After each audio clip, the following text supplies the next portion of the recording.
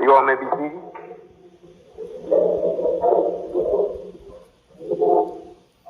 Thank you for coming out to the joint class meeting. I'm not taking this as a regular meeting. This is more or less of the family. Those of you that are making this possible. I have the knowledge, but I need your permission to use your resources to produce what you want. And if you don't know what you want, I know, and I called you to understand what you want me to have it. Is that clear? Do we have any new people here? You do? Just one? Two? Don't be bashful. I'm not going to ask you anything. We have it set up for you to ask me. Because this is a privilege that you were invited and that you came.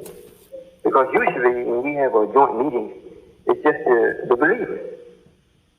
But we don't have any secrets.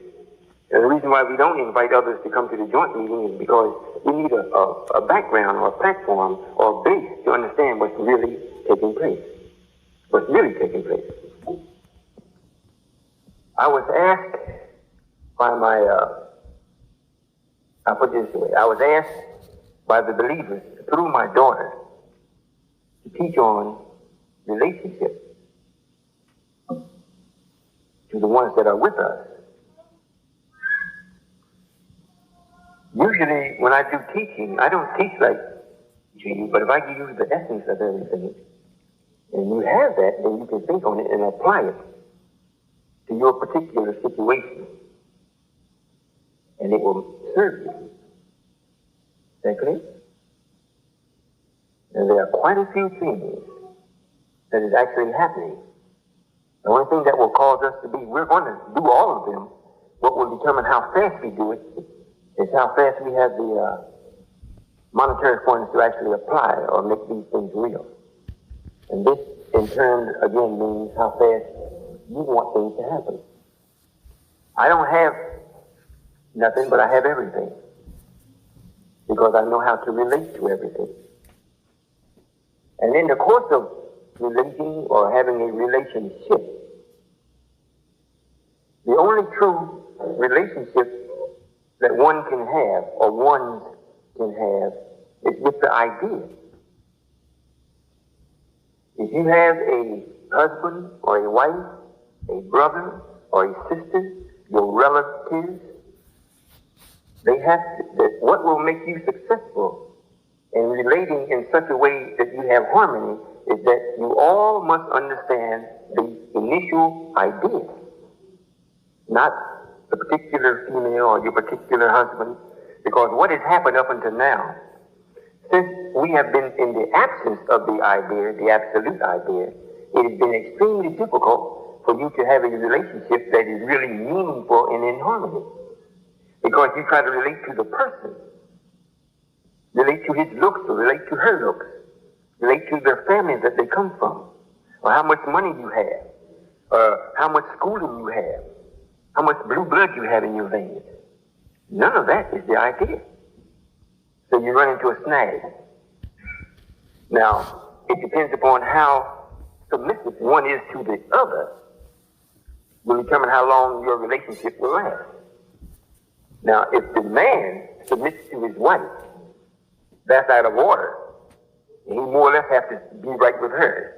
Can't be with his brother too much. He don't have the idea. And that's out of order. If the female submits to the husband, the wife submits to the husband, and he don't know the idea, then the relationship is very shallow. It's always possible another man can come along and take what you think you have. You understand what I'm saying? Now, don't just apply what I'm saying today concerning a relationship just to man and wife. If you all can ask me whatever questions you want to ask me, since we are family, there's nothing too intimate for me since we created all this anyhow. It's whatever's in your mind, whatever you want to ask. When I finish speaking on this, you may ask me, and I'll go into detail according to your question. If we apply this formula of relationship into creation of what we are in the process of doing now. All of us are starting from zero. It makes no difference, I don't care how much you have now.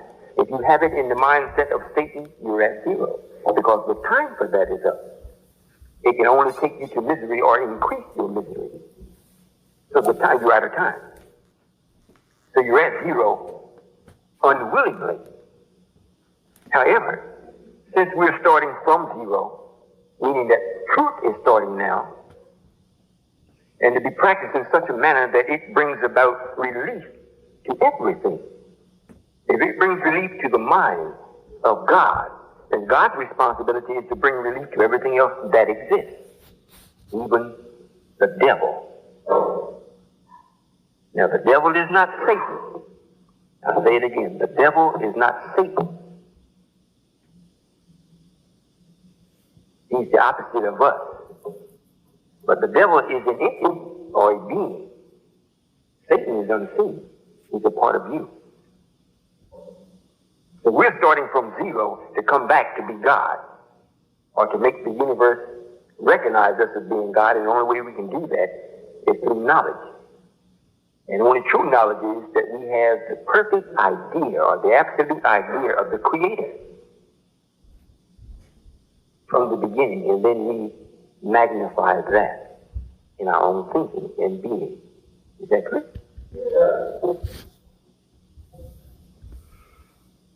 This idea is for perfection, meaning whatever you do, first whatever you think, has to be right. We've been in the absence of right so long, it's hard for us to determine what is right, or how do we achieve right, or how do we determine what is right.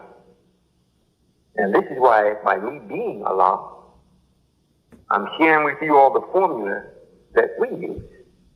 In this language, it is called math. And we have classes, we call them mathematical thinking classes. Now, the way we have it set up, they won't last very long as far as you don't have to stay in it no long time before you get the formula. It's like learning your timetable.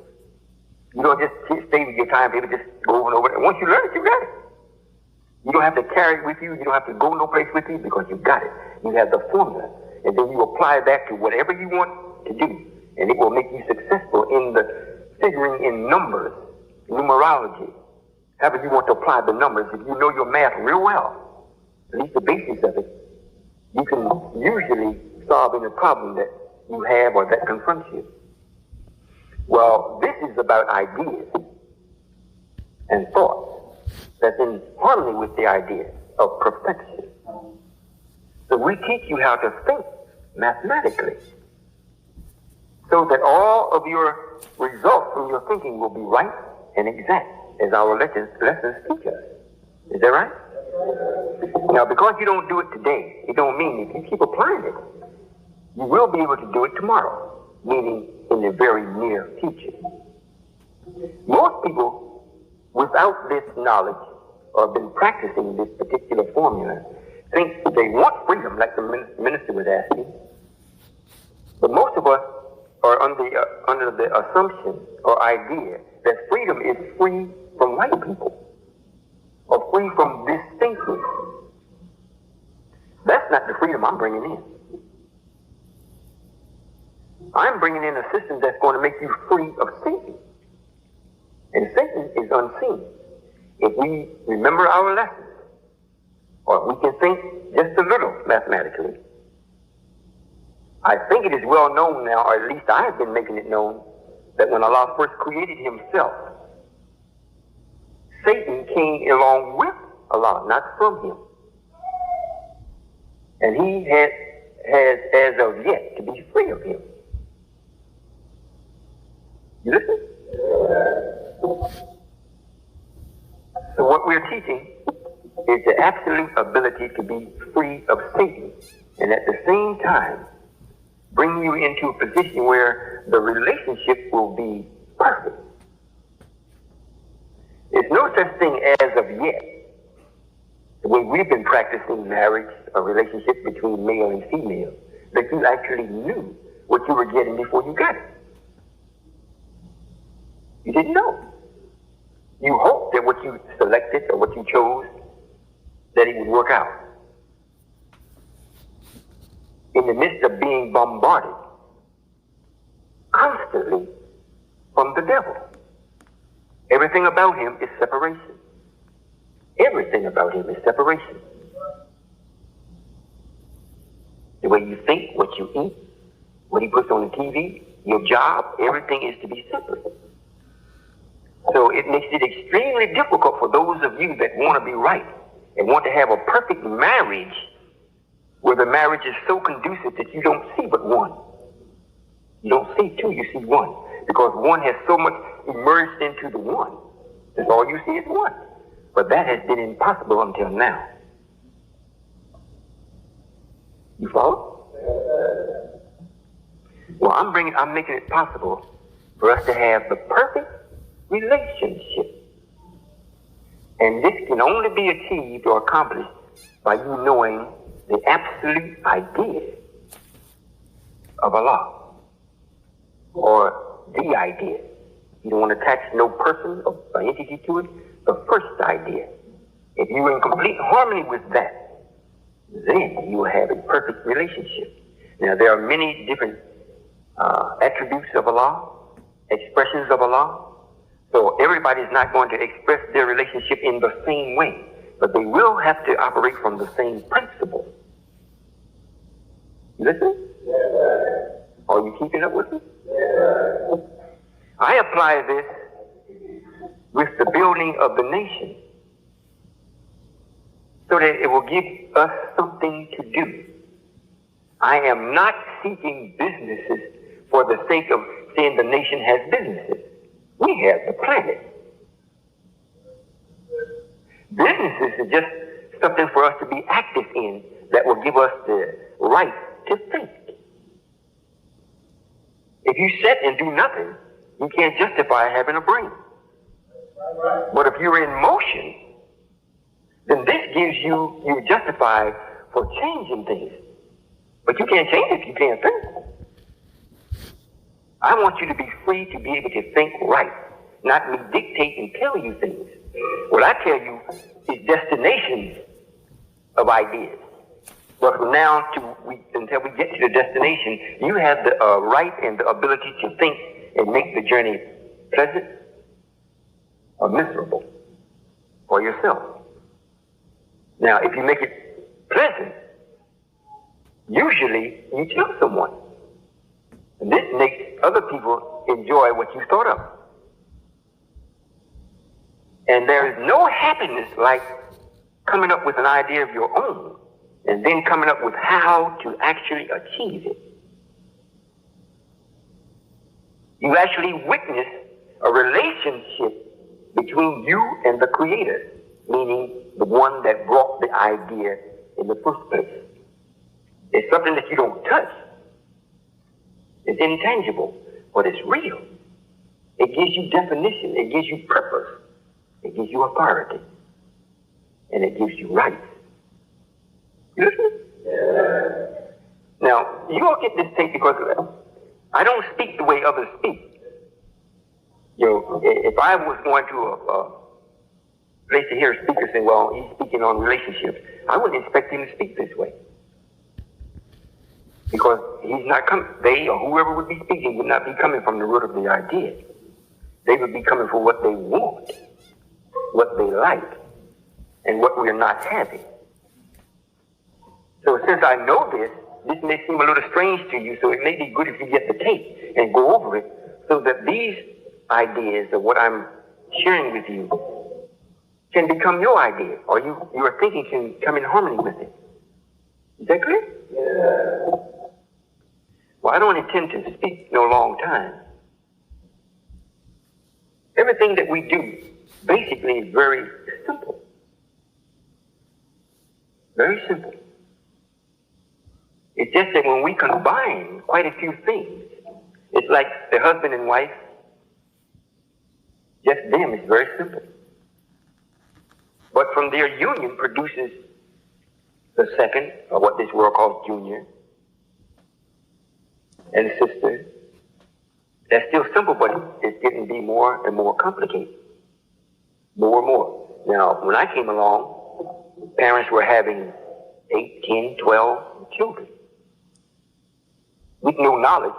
And since they didn't have any knowledge, they enjoyed themselves with the relationship as far as being sexual. It's not that they wanted the children. They didn't have the knowledge not to have them. But the basis, how it got started, was still very simple. It's the same with us as far as building the nation activity for us. Now we're taking one people or nation out or down or destroying it. And we're not going to do it without bringing up another. That's just the law. If you remove something, something has to replace it. Now, we were removed as being God and goddesses, and something else was put in our place or allowed to come in our place. It's just the opposite of us. And we're living witnesses of that today. Regardless of how many people you turn your TV on Sunday, every channel, they're talking about God. But there's really no God in what they're saying. They're talking about Him, they're talking about the angels, and they're talking about the church, and they're talking about the people, and they talk about relationships. But every day it gets worse and worse. Is that right? Every day. It gets worse and worse. Now, quite a few people now know I'm here. This is, what, May? And it was predicted that I would be widely known by May. I was widely known in the unseen a year ago, meaning by the officials and people that's supposed to know this. The people that make sure you get knowledge, that you get information, but they keep it from you. Since they're not going to do it, they say, well, we're not going to tell them. If they get it, they just get it. But while they're in the absence of it, we'll do all we possibly can to get ready for when they do get it, that we can bring about all these stumbling blocks. Most of the time when people really accept what I'm doing and the reality of my presence, Satan comes in and uses the devil to make sure you lose everything.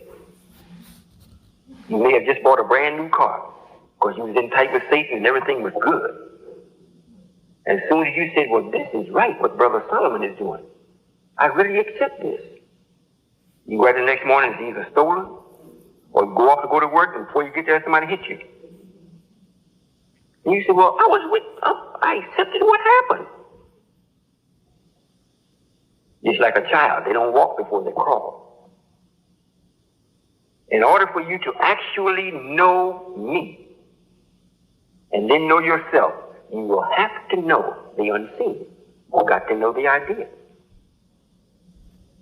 Is that clear? Now, this don't mean that that type of thing happens to everyone.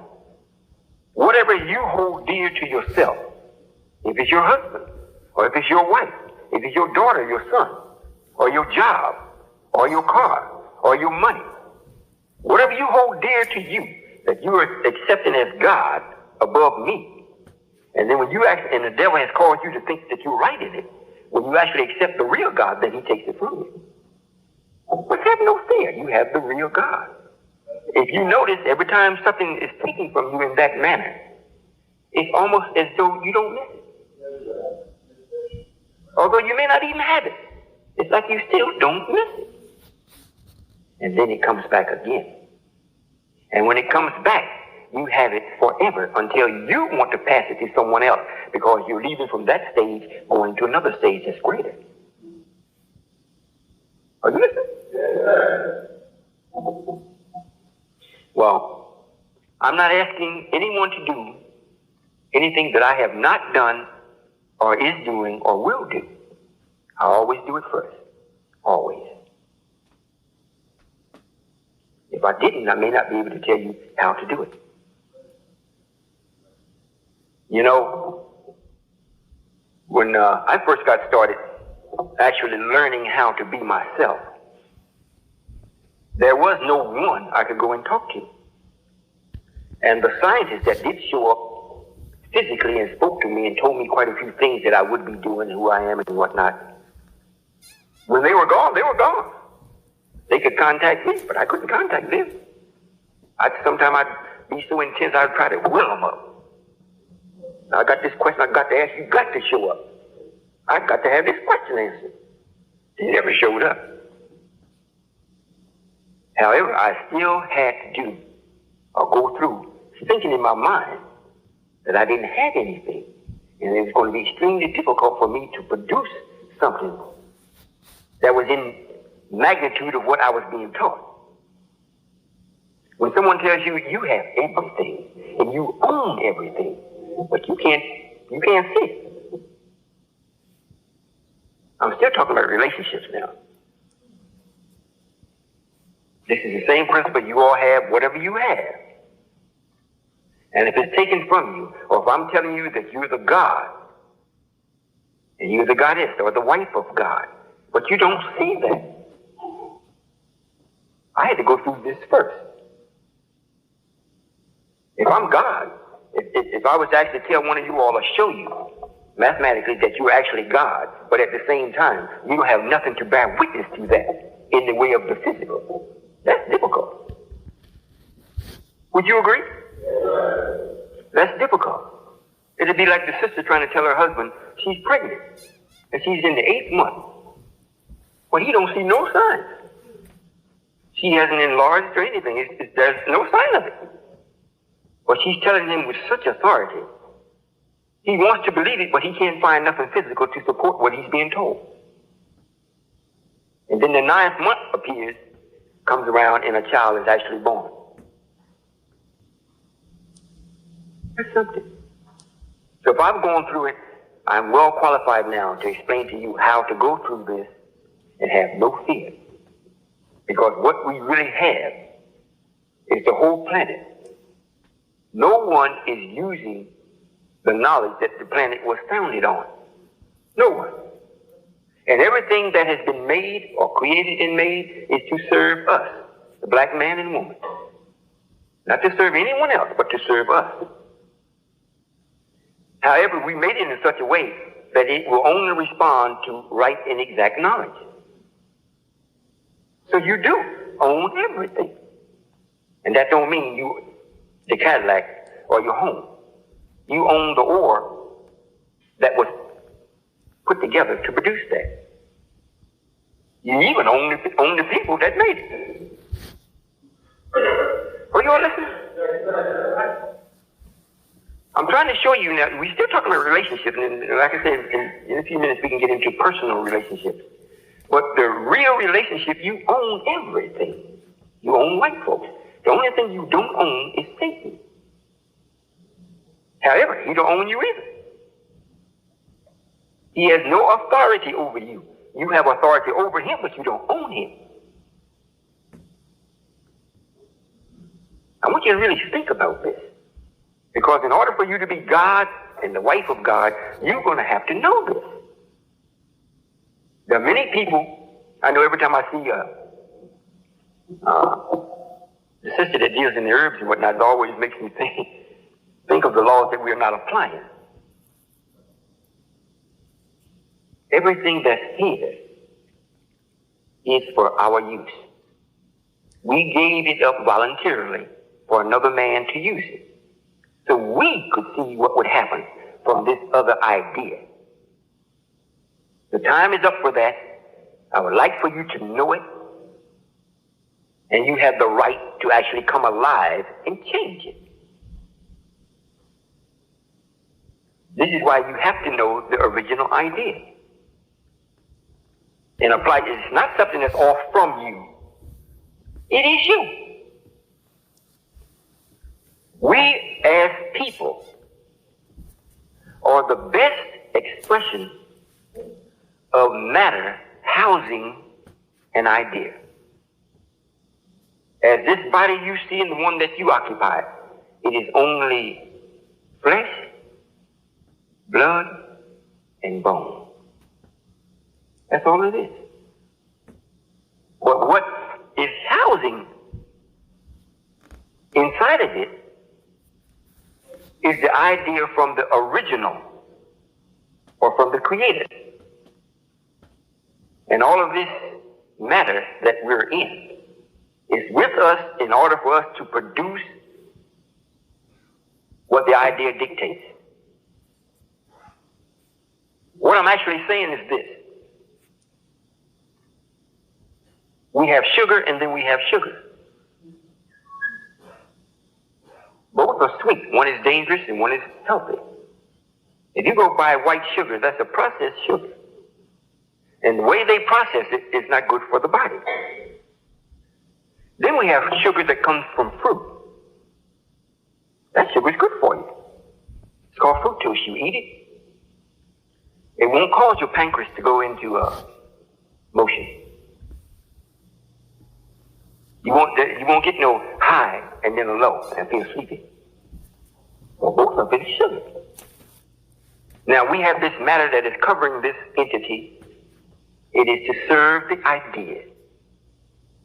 Now when you all get married and you have your children, and you don't know what relationship really is or how to actually make it serve you, you can't teach your children.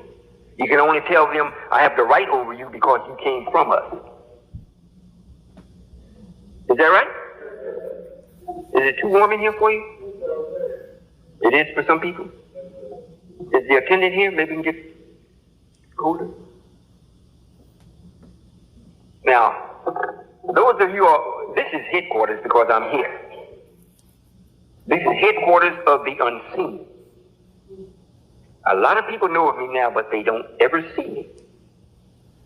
You all do. You don't see me that often. There are a few of you ought to see me quite frequently, but most of you don't see me that often. This is headquarters here.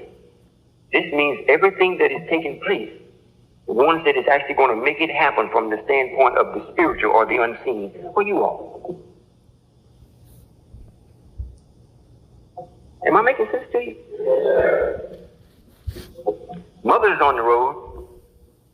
She's in Arizona now. She's on the way to California, Los Angeles. She stopped in Baton Rouge on the way from Atlanta, Georgia. We've got the temple set up there now, and everyone seems to be extremely happy. I was down there last weekend, and we have the banking system set up there, like we do here. The believers are coming in. The ones that were with the messenger are coming in more and more and accepting it. They've been hearing the tapes, but they've been reluctant to show up to any of the meetings. They've been waiting to see what we're going to do, or we just another Johnny-come-lately. But they could never find nothing wrong. And when Mother showed up, they really started to come out from what she was doing. I think she stayed there approximately 3 weeks or a month. And on the way to California, she stopped in Baton Rouge, and some other people came out that was with the messenger, and they were extremely pleased. And from there, she went to Houston, Texas. According to what she was telling me, it was 3 Spanish people. They looked white. 4, I think it was. And they were so enthused at what was taking place. And the people that owned the community center there, that were in charge of it, gave the brother that had her there permission to have meetings there every week for free, as long as they teach what she heard. You're still talking about relationships, because what Mother is teaching as she's going across the country and establishing the temples is the relationship of the idea to your own thoughts in the time. You want to be free, you think of it. Well, how is this going to happen? Am I making sense to you? All right, now. The ones in California, Brother Samuel, the minister, I don't know how many of you all remember him. I just relieved him from that post about a couple weeks ago. And he really has California rocking. It's almost every week he was on 2 TV programs, radio programs, and they were holding meetings in the restaurant. Now they have to get a place because they're standing on the outside now. They can't get in, so many people coming. And they have already got an apartment for Mother that they got for themselves. The nation don't have to pay for it. This is how much they are expecting her arrival. So it looks like we're starting to wake up, being associated back with the idea. So it's not just us here, but no one is being taught with the intensity that we're being taught here. Is that clear?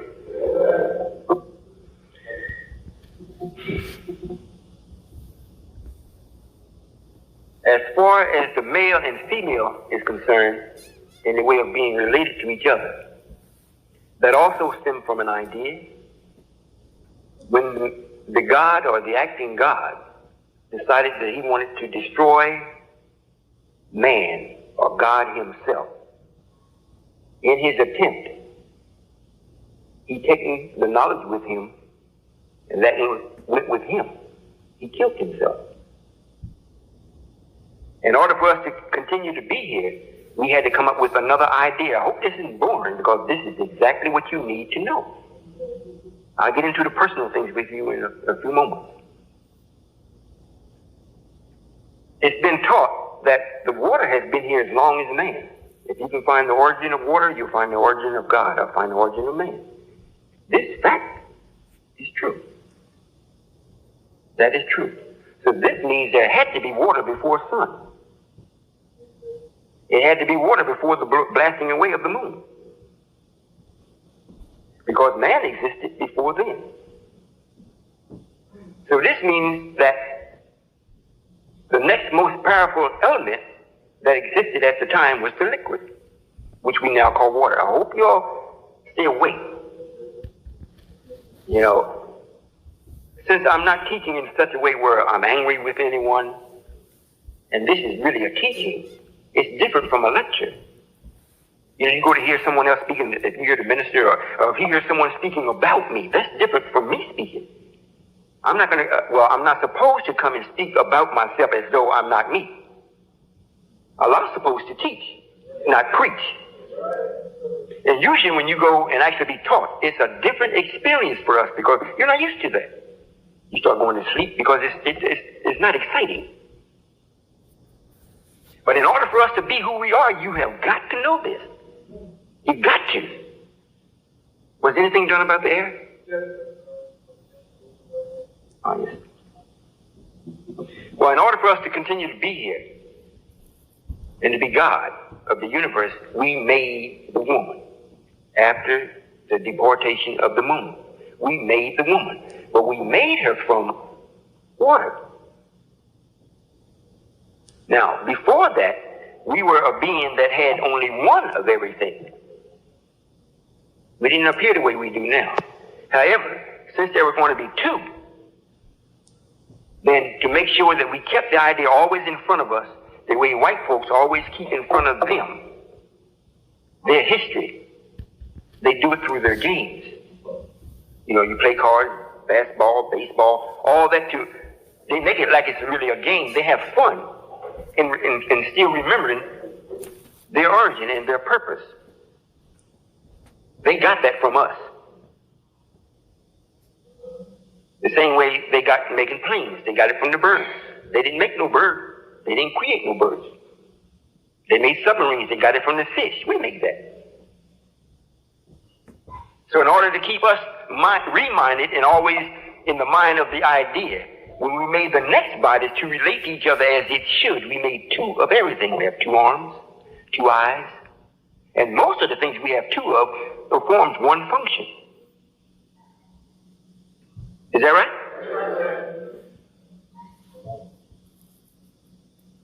So this lets us know that the man cannot do without the water anymore, or the woman. Can you all hear me with the fan going? Can you turn it on low?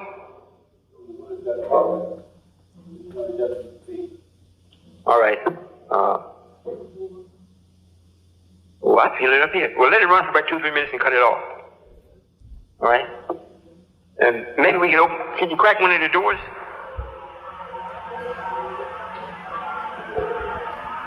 When you all know this, what I'm speaking concerning what is actually taking place, nobody can enslave you. Nobody. You won't be no follower of no leader. You will only follow or obey the ideas and the laws and principles of the idea. And that keeps you free.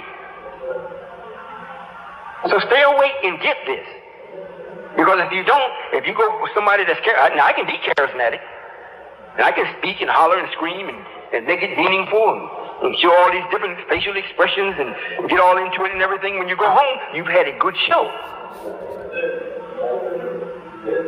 However, if I come in and actually teach you what you really need to know, because when the scientists were teaching me or causing me to understand exactly who I am and what must be done, they didn't do it in no dramatics. It was very loving. Very loving. But the way they spoke, I knew from my nature they were telling me the absolute truth. Absolute. So even in their absence, and I wanted very strongly to summons them back, to question them the way that I allow you to question me, and I couldn't do it. I knew I couldn't deviate from what they told me because of the authority and the love that they had in the sureness that they were telling me. So it caused me to develop my thinking without having a prop, leaning on something, or having an excuse. And they never come out and outright told me anything. They were always in hints and clues. And if you notice, most of the time when you all ask me things, a lot of times you don't think I answered it. It's answered, but you have to really think to really know I answered it. Just like we talking about relationship. You may think, well, we're going to get into relationship, and we're going to talk about a husband and wife and our children, and the sexual intercourse, or the love making, or whatever language we want to discuss it in a way that you will know. I haven't got to that yet. Because that's an afterburner or an after idea of the real idea. That's an expression with Satan with it. The way that I'm expressing it is in the purity. The idea is singular by itself alone. And that's what keeps you free. It don't make you dual. Even if you need a woman to be with you, and she's going to merge with you to be your wife, meaning it's you twice. But you operate so harmoniously, it's really only one. When you see the wife, you actually see the husband. When you see the husband, you see the wife. Although there's two separate individuals, but you operate on the singular idea. So you need to know this. You need to know why is it that you were made. You didn't create yourself, and you can understand that you couldn't have created yourself. You don't have the mastery over the man. There's something about you that you don't have authority over the man. You have authority over ignorance. So when you have a man that's ignorant, yes, you have authority over him if you have knowledge. So it makes it look like, well, I'm just as good as you. But if the man wakes up, you know instantly, I have no authority over this man. I have rights, but I don't have no authority. You automatically know that. It's put in your nature. If we didn't do it, we would have cheated ourselves. Because what good would it be for us to have someone to help us or to be a helpmate when you're just as equal as we? That's not a help. That's another God. Is that true? So when we see it this way, when you see it from the very origin, you're brought about from the idea, from the necessity for the God to keep himself here. Now, since we came up with the idea and then the formula to actually produce it, and what we produced, it was very pleasing to us. It was so pleasing, so much so, that when we actually completed the first model, but God was so happy about it that we stayed with that particular model 700 years without going back to our other brothers or with their other brothers. That's how pleasing it was.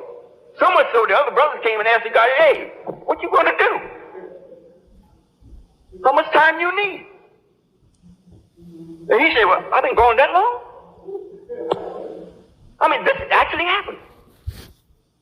So this shows you how much you are in accord and in agreement with the God, or how much he really loves you, if you understand that we're coming back to be God. But the only way we can be anything of what we're supposed to be is from here, and from the base of the idea, not just thinking, period. Not just carrying on a conversation and debating. This is not debatable. Is this clear? Woke up now, huh? Well, we're going to open up the floor for personal questions. And since, are we all family? Are we? Raising my own family and another part of a family that fits in with the number 19, I always encourage everyone to have no fear in talking with me. If you have the opportunity to talk to me, Take advantage of it. Don't wait to go home and then get on your knees or go in a corner and pull out your prayer rug and pray. You're still talking to me. So if you have the opportunity to speak with me in the language that you know how to speak, that's going to cause you to understand, I will elevate your language. But you have the opportunity today. This is a very intimate meeting on relationships. The only thing we can be respectful in the graphics. But the idea, whatever you want to have expressed, just ask me. Is that clear? Don't be bashful or ashamed. If I were not Allah and could not justify your thinking, then you should have reservations about what you ask. But I can answer whatever you ask. And this is what you come here, I hope, to receive. All right? Are you ready? If you are, whoever wants to come to the mic and take advantage of your God so you can be like me, help yourself. Question? No question?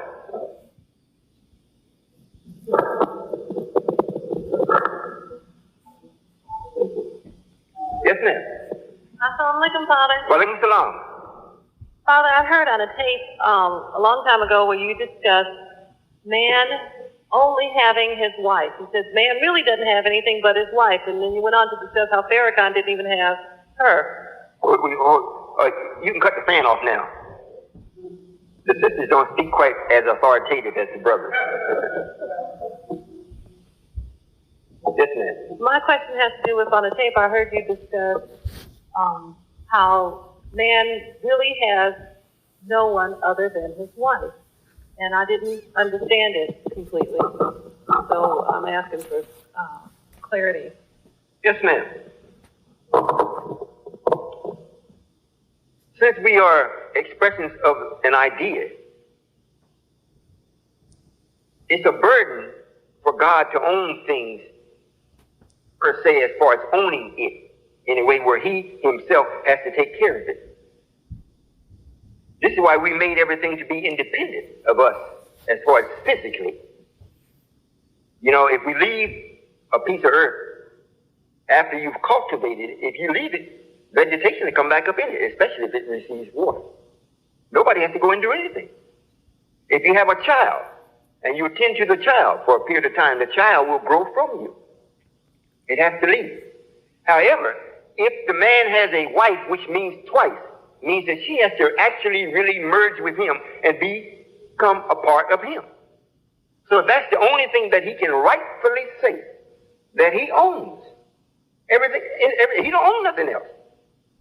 Per se, he owns the idea of how it got developed and how it was brought about. But as far as him saying, well, even if you look at what's today, if you look in the Bible, or if you look at deeds, you can go to the courthouse and you will never find where Allah signed anything. You don't see where he signed nothing and say he owned anything. He allows you to go and sign it so people will know what boundaries that you operate in that he permitted you. However, the wife is actually a part of the God. So they're so entwined with each other, they actually own each other. This is why the son will leave home and the father is to give away his daughter, because he don't own her either. He has to give her away. When he gives her to a brother, he has gave the brother something. It don't mean, now, if he didn't give her to her, then the brother wouldn't own her either. But if you give me something I don't really own it, well, you didn't give it to me. Is that clear? However, what makes this, what justifies this is that when the sister is given to a brother, in reality, what is actually taking place is that the father, since she come from him, and he reared her and caused her to think the way that she really is, then he should know what idea that is going to make her happy. So he brings about the ideas in the form of a man, like they said about Mary. We sent to marry Joseph, our spirit, in the form of a well-made man. So the father sees the idea that's in complete harmony with his daughter in the form of a well-made man. And he brings him around his daughter. And she chose him. So as she chose him, he said, all right, well, I'll give you my daughter. Then he owns the daughter. Now, most of us think, well, nobody owns me. That's when Satan comes in. He wants to make you to think that you're independent, which you are, but not the way that he dictates that what independence is. You are independent of everything except your man because you are willingly with your man. You chose him. This is what, Father, I'm leaving your home and I'm leaving your name. I'm willingly accepting this man to be my husband, and I want to take his name to bear witness to it, that I no longer are your property. I am his property now. And he is so in accord with you that I won't be able to recognize any difference other than he and I can be intimate. But the love that is there, we'll be able to explore that. I'll be able to have everything from him that you weren't able to give me because of being my father. Well, he is expressing the same idea. And this is why after he gives his daughter to this particular brother or male, then he calls him his son in the law. You see? So that's what that means, yes. We don't own, as a man, we don't own no one except our wife. This is why we cannot give her away. We give away everything else. The son we don't give away, he just grows up and leaves. But the proper way to do this, as far as the females are concerned, that the man gives away his daughter, not his wife. He can give away his property. He can give away his mule. He can give away everything else, but he is not to give away his wife. This is why Allah says he frowns on divorce. Because now, today, I don't frown on it, because it never started out right in the first place. But if it started out from the idea, and then they come before Allah and say, well, we want a divorce, it kind of perplexes Allah. What went wrong? If they both was in harmony with the idea, and now they say they want to separate, that's going to bring about a frown, because you kind of figure out what happened here. But today, you say, well, I want a divorce. Yeah, I understand that. If that answers your question. Yes, sir. I have a second question. My second question is, how are we to think about our fathers, our mothers, our brothers, our sisters who are not with this idea, who have contributed to us being here because they brought us here? We're to see them as God sees them. And the Bible says he calls them nothing. Positive. You're growing. You can be counted. But the ones that brought us here, they're not the author of that practice. That's why white folks say all men are created equal. And then cause you to think that you're equal in the creation. You're not. It means that every person got here through the same process. Everybody had to be, the sperm had to be put with the egg, and had to take a certain period of time for that to develop and come from the womb. Everything has to do the same thing. Every person has to do the same thing. That's the only equal. Is that clear? Now, once you get here, the duty of the intelligent person is to cause the new arrival to develop. Now, we are what we call grown-ups today. However, we just got here with this idea. And you are expected to develop. I'm going to use this opportunity to say a couple other things. I won't keep you long. Keeping that in mind, I made the statement, we will grow as fast as you allow me. The only thing that you won't have a part in is how fast the destruction comes. That's already set. That was a one-shot deal. However, how fast you will grow determines upon your participation. And I don't mean just you just here with us, but even you all that are here. I think to date, I don't know if the secretary let it be known or not, I think we have somewhere in the 50s concerning the bank applications or the ones that have accepted savings with us. We have about 50-some people. 54? We number in the millions. And we're talking about spending millions. You know, we prepared Brother Secretary Abbas Rasul. If you all notice him, whether you like him or not, the man carries a countenance about him that is business. Now, if you can see it, when I send him before some people that has millions, and they're going to conduct business, first thing they see, wow, this is a businessman here. He might not have but $2 because I didn't let him go no more than that. But they don't know it. You see what I'm saying? Now, when they call his bluff, what are he going to do? Yes, sir, Mr. Rasul. They like to pronounce that name Rasul because it's dignified. Yes, sir, Mr. Rasul. I think we can sign the contract now. Everything looks very tidy. Now, when can you have the funds?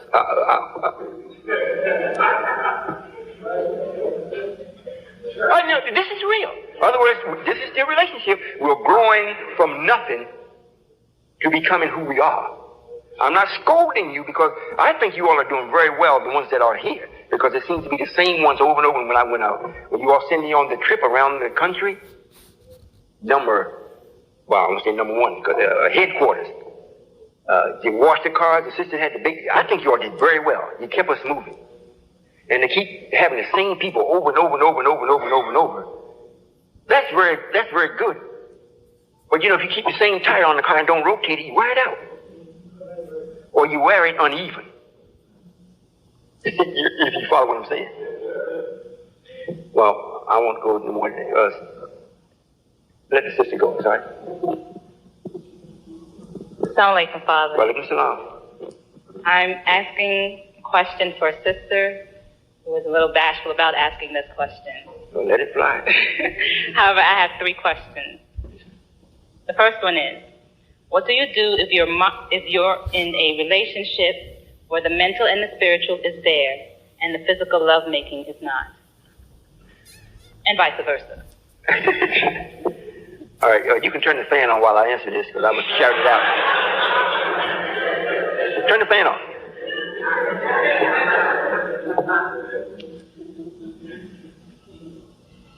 When you're in harmony spiritually and mentally, but the physical isn't there, it's still coming from your thinking.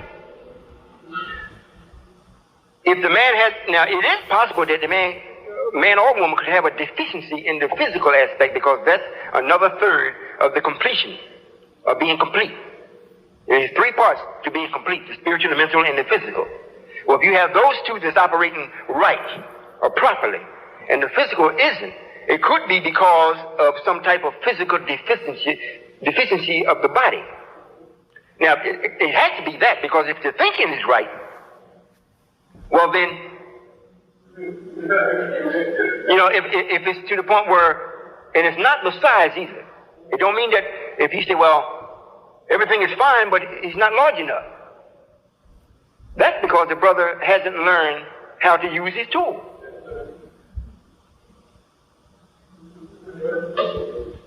The female is, we constructed you all in this manner. You all have what we call a clitoris, in other words, a group of nerves that's on the outside at the top of the vagina. Then on the very entrance,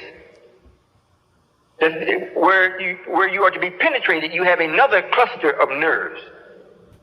Now, the vagina is shaped in such a way, when the penis enters it, you have maybe about an inch or inch and a half. That's all that is needed. From the pubic of the brother, if the position is right, and you're not expecting to do this wild sex, and you position yourself, now you have to know this. You know, you had to know where this place was to get here. So to make proper love, you have to know where all these points are. Now, if it don't work, something's wrong. I mean, you know, if the nerves are dead or whatever, you're eating wrong, something is wrong, or you're not flushing yourself good. The sisters represent water, so it must mean that everything about you got to keep moving. Meaning your bowels has got to move, your bladder's got to be right, everything's got to be moving for these things to be sensitive. You see? So now if the brother and the sister understands this and these parts actually meet and touch. And you don't just go at it.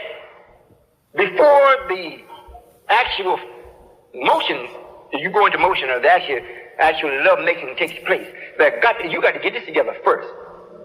In other words, the sister has got to want it, not because it's time, or you've been staying away from it so long that now it's just the chemistry is coming up, and you just want to be, get your nerves settled. That's one thing. But the actual love making, where you have all three things together, you have to know that this is being done from the idea not necessarily to produce a child, but just to enjoy each other. Enjoy each other, where you can actually talk to each other and actually get a real feeling from that spiritually and mentally, and then from the physical relationship where you actually touch these particular parts at the same time. Now, this isn't something that's actually positions and all this that is actually taught. I'm just saying what is only needed. Now, if you apply the idea, you will come up what will work with you. Now, I'm answering the question as to what you asked me. If you've got two phases that's working and one is not, now if you got the physical working and the mental working and the spiritual is not working, then you are having sex. But when you have the spiritual working, you're making love. You understand? Yes, sir. Now, if that is actually occurring, which I know I've heard it, I've read it, where most sisters say that, I think they, according to white folks, about 75 to 85% of females don't have an orgasm or a climax. You all don't have orgasm anyhow, but climaxes, you don't have it. The brothers are not causing you to have this. Mainly it's from the thinking. If you think the brother has to be he got to weigh so much, and he got to last so long, usually that don't work. Because when you get somebody that way, and especially if it's the husband, and if you got a one-night stand and that's all you want, you may have a good time. But if it's your husband, and something else is expected other than that, you wear yourself out. You have to live and get a rest, and you still didn't do nothing. Because you're not doing it for the proper reason. You understand?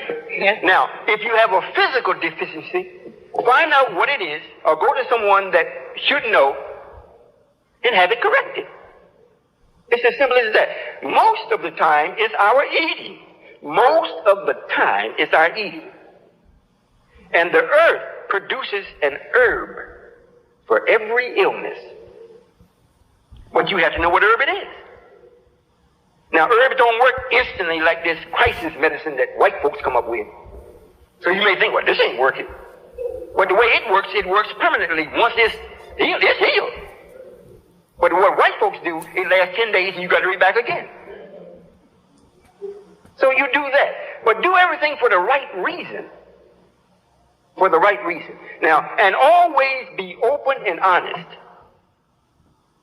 Can I really talk to you all? Yes, sir. You know, this tape is going around in quite a few different places. This probably be the most.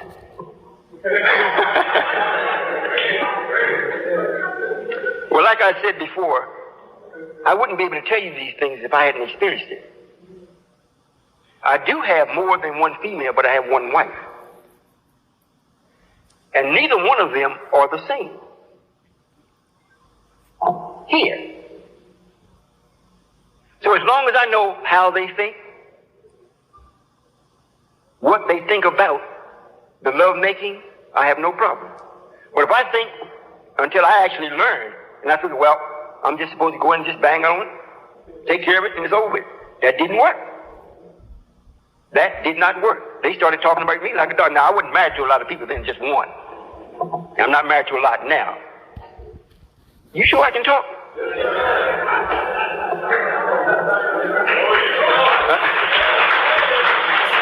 I don't want this to actually damage no one.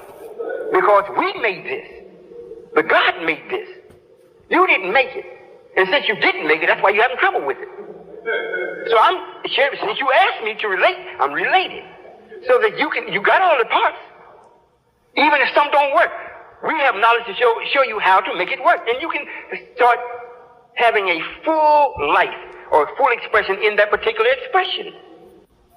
So don't apply any of Satan's ideas or thoughts to this. This is what makes it unacceptable or makes it makes it not free. This is supposed to be free. If you are caught up in anything in your mind, well, I'm not large enough, or I'm not big enough, or I'm not intelligent enough, or my breast isn't large enough, anything that you put in there that's a negative is going to highly affect your performance or the outcome of what you're doing. You have what you have. Don't say, well, I wish I had something else. Forget that. If your husband tell you, well, baby, I would like for your breast should really, I like it a little larger. Well, tell him, well, you God. See what you can do about that. I'm telling you, this is real. Don't let him put that on you. You have what you have. Now, you didn't make yourself. So if he's complaining about it, now this is one now that is in the knowledge. I'm not talking about just a male. If he's in the knowledge and he's not pleased and he thinks he wants to go get somebody else because he's seen somebody with a larger breast, that ain't gonna work. Now if he got a woman or a wife and she has two breasts and he's God, well then if he don't know how, he should be close enough to me and I will will it that it will be in a way where it will please him.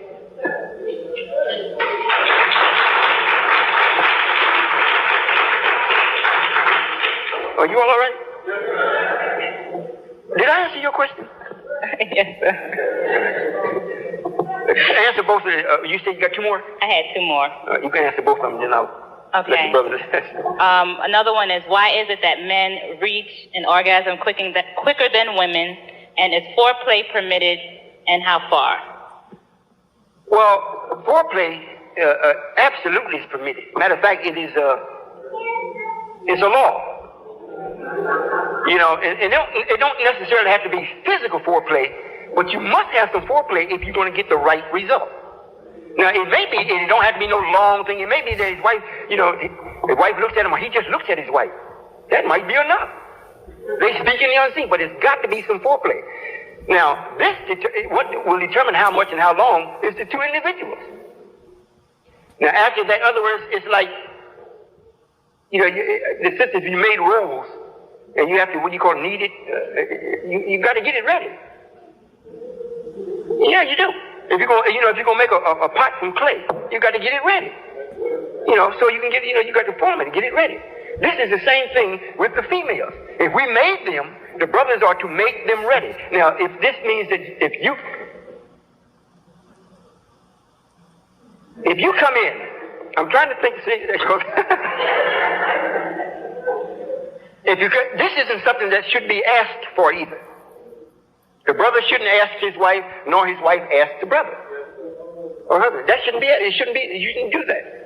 I'm not saying if you're doing it now, stop and don't have more knowledge than what you got. However, you all should be so in harmony with each other. When this is supposed to take place, or you want it to take place, if you're planning for it, if you come home and you thought about it on your job during the day, whatnot, well, ooh, I can't wait to get home to be with my wife. I feel good.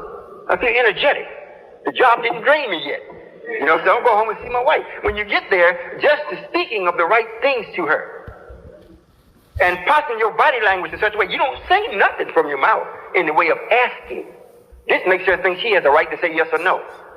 And if you ask her, she do. Yeah, because you gave her the right. You said, baby, you know, and she says yes or no. But if you don't ask her and be the God that you are, now I don't mean be no savage, be the God, because I've spoke to privately people with this, and the sisters come and tell me, well, my husband, he got to have it 2 and 3 times a day. That's not natural. That's not natural. But if the brother has his body language right, he has his thoughts right, and he's emanating love, not some beast actions. If he's emanating love from him to her, she automatically submits. Now, when it gets time when you all actually lay together and you talk or do whatever you're going to do before you actually get into it, that's what the chase is better than actual capture. The real love making is all that before you get into the work part of it. This is true. Now, usually what takes place, the brother is the one that is supposed to make the sister have a climax. Now, if he has it in his mind, I have to make her, then he's going at it like a job. And he's putting so much energy and force into it that he don't last. For he knows it's over with. But if he's going to make love to his wife, and he's with her, then it lasts. And when he does release himself, it'll be because she has made him from her own expression of the pleasure she's receiving. So they usually experience this together at the same time, or pretty near, close to the same time. But that's what makes him. If you notice, the sisters that experience this have been introduced to a man. When he actually releases his sperm, his body is very rigid. It's very tight. This means that he's thinking intensely. But if he's got his mind off and being intense for himself and watching the pleasure of his wife, to see how intense she is, and then make his being combined with hers, it'll work out. It takes some practice. If you haven't been doing it, it takes a little practice, but it works. You understand? Now, if the brother learns how to do it where he don't do anything, just please his wife, well then don't just wear her out because you didn't do anything. Wait until the next time. Are you all with me? Does that answer the question? Now, still, food has a lot to do with it. If the brother has a lot of sugar in him and whatnot, he's not gonna last 2 seconds. This is right. Those of you that take insulin or have sugar, it's very hard for you to stay in that position before you have an orgasm. If your body is clear of sugar and your bowels are clean, your thoughts are clean, and if you have the bed made nice, that has a lot to do with it. That has a lot. Now, if you go to actually lay and your bed is all messed up, it's not made up, the sheets are wrinkled, and everything, it makes the whole thing cheap. It speaks to you subconsciously. If you go in the bed, the sheets are tight, everything is tight. It's more like she'll be tight. All this comes into making love. I'm not making you uncomfortable now. Did that answer your question? Well, there are a lot of things that the devil has on the market as far as literature. I'm not talking about go ahead and get these dolls and all these things, but as far as literature, so you will know what helps you in your cleanliness of your body and for stability. The vitamin E is very good. It causes you to have strength, good circulation. It's very good. Then there are some other herbs that you can take that will actually help you. However, I found if you eat the bean and eat it consistently without having a lot of other different additives with it, after a period of time, you'll be surprised how much control you start to have of yourself. But if you eat a lot of meat and you eat a lot of sweet things, well, then your wife may be uncomfortable or you won't be pleasing her. Very, very seldom. And you want to know how far. Something else you ask me, how far. That's where the question ends. Is foreplay permitted and how far? Oh, all right. Well, like I said, that depends upon the two people. Did I answer that? Brother? Assalamu alaikum, Father. Walaikum salam. Can you all hear in the back? I'm here to find out what about brothers like myself. Speak up, brother, can hear you. Yes, sir. I'm here to find out about brothers like myself who is married and their wife don't want to come into the circle. How can we deal with that relationship? Well, if you're married whether it be male or female, it's a little bit more difficult with the female with us and then trying to get her husband in. Usually when people won't accept this, we can say what's written in the Bible, we accept one and leave the other. However, the reality of this is that they are serving another God or another purpose, or they have more fear of what they think they know than what they are being invited to become. So they don't want to be a part of it. They think they're going to lose something. And what will give us a good indication of that is the minister. Minister Farrakhan.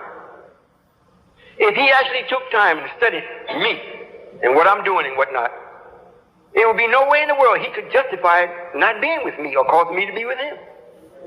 But the fear of thinking that he's going to be uncovered, or the fear of thinking he's going to lose something, makes him stay complacent.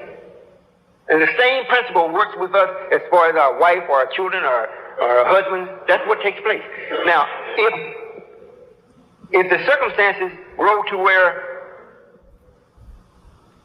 she sees you greater than what she sees presently, then the likelihood of her coming with you is great, or has been elevated. Well, usually that's what it is. And that's why I said we're coming from zero. If you can imagine being told about God for 6,000 years in a spooky way where you can never use no formula to determine exactly and precisely that this is, then now here comes someone 6,000 years later. Sometimes it's a little difficult for the person to actually step out of what they're in, to actually investigate what is. You see? Some people it takes longer than others. What I would do, those that are with me, or that know me, but are not with me, however, I'm responsible for, what I do, I don't let them make me do anything wrong. What I'm saying is I don't allow them to make me go get a beer for them, although they may have the beer in the house drinking it. I didn't get it for you. I'm not condoning this. And they can have it in front of my face with the reefer and everything else. I'm not going to inhale it for the purpose of getting a high. When they see this, after a period of time, and they refuse to change, give them the boot. If you are not with them and they are with you. Now, if you're with them, well then, employ your mathematical thinking to change your position. You don't have to say, well, I don't like you cooking the pork in the house, I got to go immediately. We don't do nothing immediately. We always do things in time. What you do immediately, since you found it cooking pork and you don't like it, you immediately start thinking, how am I get out of here? Think. Don't just bust out savagely and go to your friend and say, I need a place to stay because they're cooking pork. They might be smoking reefer. In other words, you got to think. After you think and you map your thing out, well, how you going to do it, then apply it. Is that clear? You have another question? No, sir. All right. Wa alaikum salam. Assalamu alaikum. Wa alaikum salam. Yes, sir, Father. I have a question concerning a mother and a son relationship. What makes a mother, or what causes a mother to leave her child or give her child up to a foster home or adoption, and then she comes in and out of the life, and then after a period of time just completely cuts off all contact? Well, the sister's not stable. That's why I say we must understand the nature of the sister. The nature of hers is like water. And on the planet, the water is constantly going backwards and forth. They're called tides. But what contains them in their area is the land. If the female or the woman has a man with her, whether it be the father or her husband or a strong brother, that actually, the brother don't have to be, he has to be a brother. In other words, if I have a sister with me and I know she's doing something that's very detrimental to herself and her children, and there's no man in her life, I will deal with her as though I'm the man in the way of authority. I make sure she eats, I make sure she sleeps, and I make sure she takes care of the children in a reasonable way. Always giving her enough time to find a man, but until she finds him, I'm the man. And I'll do it in such a way she can't get away from me. But that's not being done. So this allows the sister to go backwards and forth. Backwards and forth. Not necessarily she wants to do it, she's caught in a trap. You know, it's like this water's in the glass. If I pick it up and shake it, the water's just going to jump up and down. It has no control of itself. This is what the female is. You may say, well, she could do this, she could do that. White folks is controlling that. And she goes to the agency to get help. They tell her, well, you got to sign this, and you got to do this, and you can't have this, and you can't have this, and they have $2 over this, you got to do it. You see? So that's why they do it. However, this is why we are who we are, and the time that we're doing what we're doing is to put an end to that. To put an end to it. So, regardless now, just because they may see you as being, well, righteous man, they don't see nothing that is supporting you. They only see you have adopted an idea, but they don't see nothing physical yet that supports the idea that you have adopted other than being clean. And we look at Jehovah's Witnesses, they look pretty clean. You see? So that's what is happening today. This is why we got to be God. We have got to be God to make sure we clean our water up, and the water can be next to us, like it reads. Next to God is cleanliness. That means this is our woman, our female, the true believer. The true believer. And if she's actually the true believer of what? Not the man. She's got to believe the idea. Right? Yes, sir. So that's why, if that answers your question. Yes, sir. Yes, sir. Yes, sir, Father, I have one more question, if I may ask it. Also, in relationships, one thing I've noticed concerning myself is that before I got married, the physical would not keep me attracted for a long period of time. It was sort of like after the newness wore off, that if they didn't have anything to offer as far as spiritually, as far as conversation, I would just sort of drift away. And I noticed that took place in my marriage after some trauma. And I was wondering, was that due to the trauma or just due to the lack of knowledge concerning my marriage? That's due to the lack of knowledge. Remember, we made the female. And if there's anything to be made new or brought new into the relationship, the brother has to bring it. She only reacts to it. And if she's with you and in harmony with you, her reactions to what you are bringing in new always keep in your mind that your wife is always read up and on time. So it's like new. She's always new because you actually brought it in. But she responded to it and she confirms that it's new. She's in harmony with it that it's new, so you can bear witness that it's new from her action. So it is new. But if it's not, it means that you have reached a plateau of your knowledge. So now you're really sick of yourself, but she's expressing it to you, so you're sick of yourself. She's showing you a mirror of yourself. That's all. But that was true up until now. That's a law. Now, you don't have to be that way because knowledge is here. You can drink of it and partake of it, and if your marriage is stagnant, start bringing in things that's new. I don't mean bringing a new frying pan for her to cook with. Bring in something new from your mind as to how you think things should be. And this excites her. This is, and if you get a place. I've met a lot of brothers. They want to be what they say to God. They want to do everything. They're going to decorate the house. They're going to pay all the bills. They're going to do everything. This makes the woman disenchanted. It makes her feel as though she's an object. It lessens her worth. She has to know that she's worth and worthy in her own mind. If you get an apartment or a house or whatnot, and she's really with you, let her decorate it. Now, if it's going to be crazy, explain to her, well, we can't do it that way, baby. Let's try it this way. Come to some type of agreement, but allow her to grow. And when she sees she has a worth or a value, then the newness in the marriage or the relationship will constantly grow. But if you put a plateau on it, or if you put boundaries on it, they can only grow to that boundary when once they reach it, then all of the enthusiasm, all of the newness, everything dwindles away. So you say, well, I guess I'll go home to eat. Not to be with my wife, I just go home to eat. And go to get some rest and get up and go out the next day to see what I can do or go to work. Is this clear? That's what happens. Yes, sir. Just one more question, Father.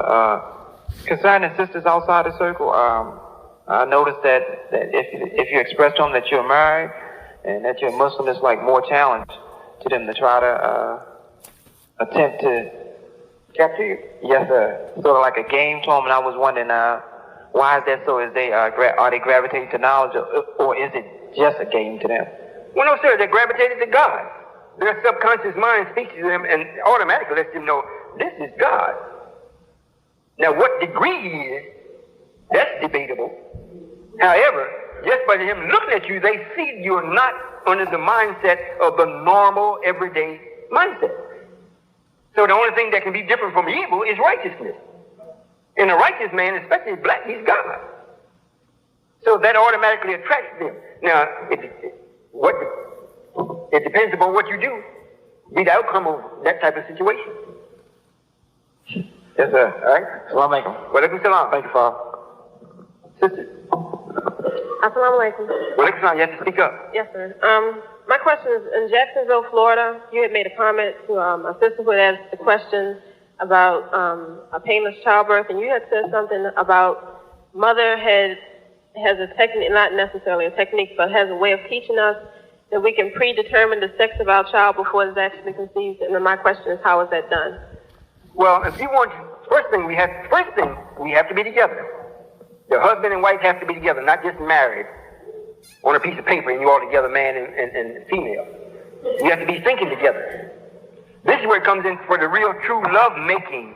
And you want to make a specific child because that's what the both of you all want. If it's going to be a boy, if you want a boy, well, the man really has to have the foreplay to have the woman in the submissiveness to him before the actual love making, the physical part, actually starts. So she's thinking, boy, you've already agreed on this. It's like you predestined it, this idea. And it should be. The engagement, the physical act of it should be between 7 a.m. in the morning until 11 a.m. in the morning. And more than likely, you have a boy.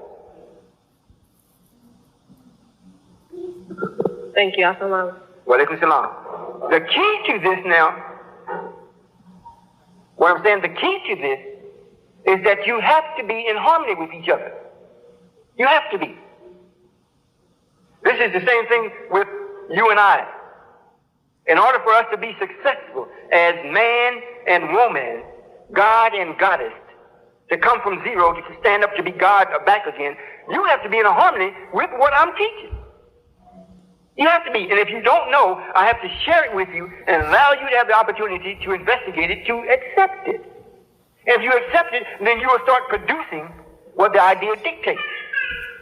Is that right? But the principle don't change just because it's personal.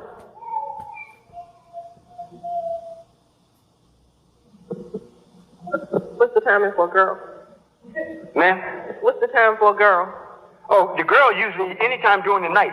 Usually anytime during the night hours, but mainly anytime from about 12:30 or 1 o'clock until about 5. More likely to get a girl. Wa alaikum salam. Yes, ma'am. Assalamu alaikum. Wa alaikum salam. Are you comfortable? Yes, ma'am. Good evening, sir. I'm from another school of thought, and I'm here visiting, and I really enjoy what I'm hearing so far. Thank you. But what I would like to find out from you is you have a sister who's a strong sister in spiritual knowledge, and she would like to awaken some of the brothers that may be around her that may not be as enlightened as herself. How would you go about establishing a relationship with those type of people in order to awaken them? Well, the main thing that any person would do as far as raising, or when I say it's not so much raising, making one conscious of who they really are. You have to be able to see the right in them and constantly explore the right or magnify the right. Don't tell them always telling them what they're doing wrong. If it's brothers that you're around, you have the knowledge, that's very good. You be like a mother to them. And instead of just saying, well, you are God, you can tell them you're God, but then start telling them how. What you see in that particular person or persons that you're looking at that's male. Tell them what you see. And you keep telling them that.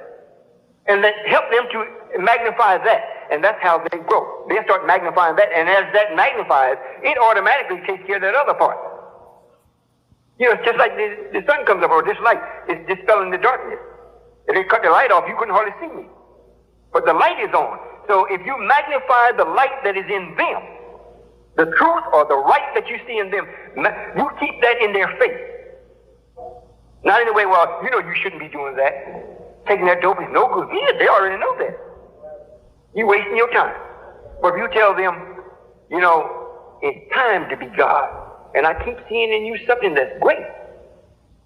I may not be able to identify it, but I do know it's associated with the Supreme Being. You should try to explore that. What do you really like to do? Talk to them. And they start telling you whatnot, and when they start telling you that philosophy thing, no, I'm not talking about that. It's something else. Make them think. Because everybody can tell you their philosophy of what they think it is. They are repeating what white folks say.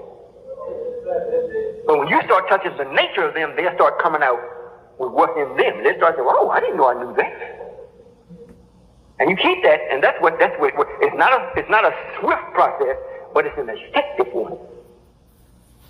I have one more question. Yes, ma'am. Could you tell me what is the order of the women in the Nation of Islam, and how do they, in the order from God to man to woman to child, is it in that order? And what is their place? How are women placed? The women in the United Nation of Islam, or in creation, is the personal pleasure of God. Now, in this language, you may say, well, hey, that don't sound too tough. But listen to what's being said here. You are God's personal pleasure. Now, if you please Him, what do you think is going to happen for you? There's no words in this language that can express the extent of what God is going to actually give you, cause you to be, or cause you to express, to experience. There's no end to it. So that's what you are. As far as in the formula of creation, it's taught that you're the first nurse, you're the first teacher. That's because God loves you so much, you're so much as one, that He gives you His seed for you to shape and mold. He trusts you. He gives it to you and go on about His business. Because He trusts you. And you are going to produce for Him another little God or goddess. And because you do that, He's so happy behind that. He thinks to himself, well, I know she can't think as far as me, so there's no need for me to ask her what does she want. Let me create something that I know she would like and present it to her and watch her flip out. That's what we do. I love the sisters. I was making, I had said this before, I don't know how many of you all heard that. I was explaining the last physical scientist that spoke with me. We were sitting in a restaurant, and this white woman was a waitress, and I thought she was quite unpleasant as far as looking. Matter of fact, a little ugly. And I was looking at him, and he was looking like, my God, she's the apple of his eye. And I'm looking at him, and I'm looking at her, I said, what is? But then I looked at him again, I saw he wasn't looking at her as far as her being a female lustfully, or her outward beauty, because she didn't have any. But for the fact that here we have a being that the God has made for His own personal pleasure, that can stand before Him and relate to Him, that will encourage Him to go out and even do more so that she can justify what He has done. Because when she says, baby, I love what you've done, even when you're making love and He do it right, and she says, baby, that was it. We got to try that again. He logs that. I got to remember that one. I got to either do that again or top it. It's the same thing. So we see everything for what we made it to be or created it to be. Since you all are our partner or our helpmate or the second part of us, then there should be no limit only to the limit of the man that you have chosen. That's where you are. It's not that you have a subservient role. No, you have your role. And if we do ours right, you will appreciate the role. Because we're not, if we're thinking right, we're provided the right home and the right teachings and the right friends. We're not going to give you no seed that's polluted, and when you have it, the child comes and curse you, bites your nipple like a little demon. The child will be so much like the father, or so much like yourself, that it loves its mother, and it shows it before it can talk. Just from the conversation, it shows from the eye contact. And every time you see it, it reminds you of the father. He says, "Oh, praise be to Allah for him, Mama. He really blessed me." What could be wrong with that? Well, when he uses you or causes you to think that you're a tool or an object, and you're supposed to do nothing, so you're not supposed to do nothing rigid. You're supposed to be flexible. You can go in and out. You can stand up, you can lay down. You can accept, you can reject. And you have the right to do that. The only thing you don't have a right to do is have authority over him. You even have a right to leave him. If you got a good man or the right man, he wouldn't be wise, but the right is still there. In other words, you still have that right. And whether you exercise it or not, that's up to you. But this is not how we see you. This is the way we made you, and we're going to take full advantage of what we made for the purpose of our making you, and we're going to enjoy ourselves. And by us enjoying ourselves, you definitely are going to be happy. You're not going to be able to speak no words in this language to express the happiness that you're going to express. That's the way we see you. It's it. And the brothers that you know that are good brothers, that you have more knowledge than them, be the mother. You have the right to be that. They don't mean because the brother is a brother and he stands taller than you or he's older than you, but you see he's ignorant in the way of actually knowing mother, having mother with. But you see he's a good man. Deal with that good that's in him from a standpoint of a mother, and you'll be surprised at the effect that you have on that. You all have quite a bit of power when you use it the way it's supposed to be used. Could you wait a minute? Did I answer your question, sister? Yes. Assalamu alaikum. Nice to see you again. Thank you. Yes, sir. I have to bear witness. Everything I learned on the tape so far, what I heard here, leads up to my questions, if I'm permitted. When I first heard about the knowledge from via tapes in Baltimore, Savior's Day, I went home and after that, digested a couple of days, and the lady I'm dealing with, I relate her to the water in the pill. I shook it up real bad, because I was anxious and wanted to get things rolling. She wasn't keeping up with me.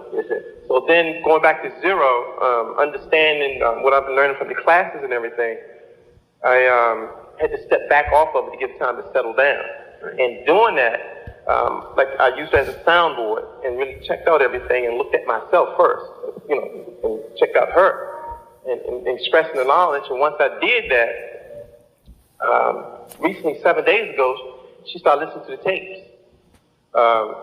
She started coming around, doing things that was a problem and hindering our relationship. She reversed it, and I still have reservations in dealing with her because we went through a lot of changes behind this, and I had to step away from her. I mean, I even went to the point of separating from the bedroom. Being involved in the everyday activities dealing with her because that's how much opposition she was giving me.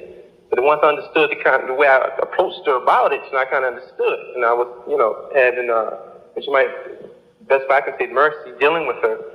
But just recently, she really started doing a lot of things. And listen to the tapes. The very first tape she grabbed was Mother's tape, Mathematical Thinking.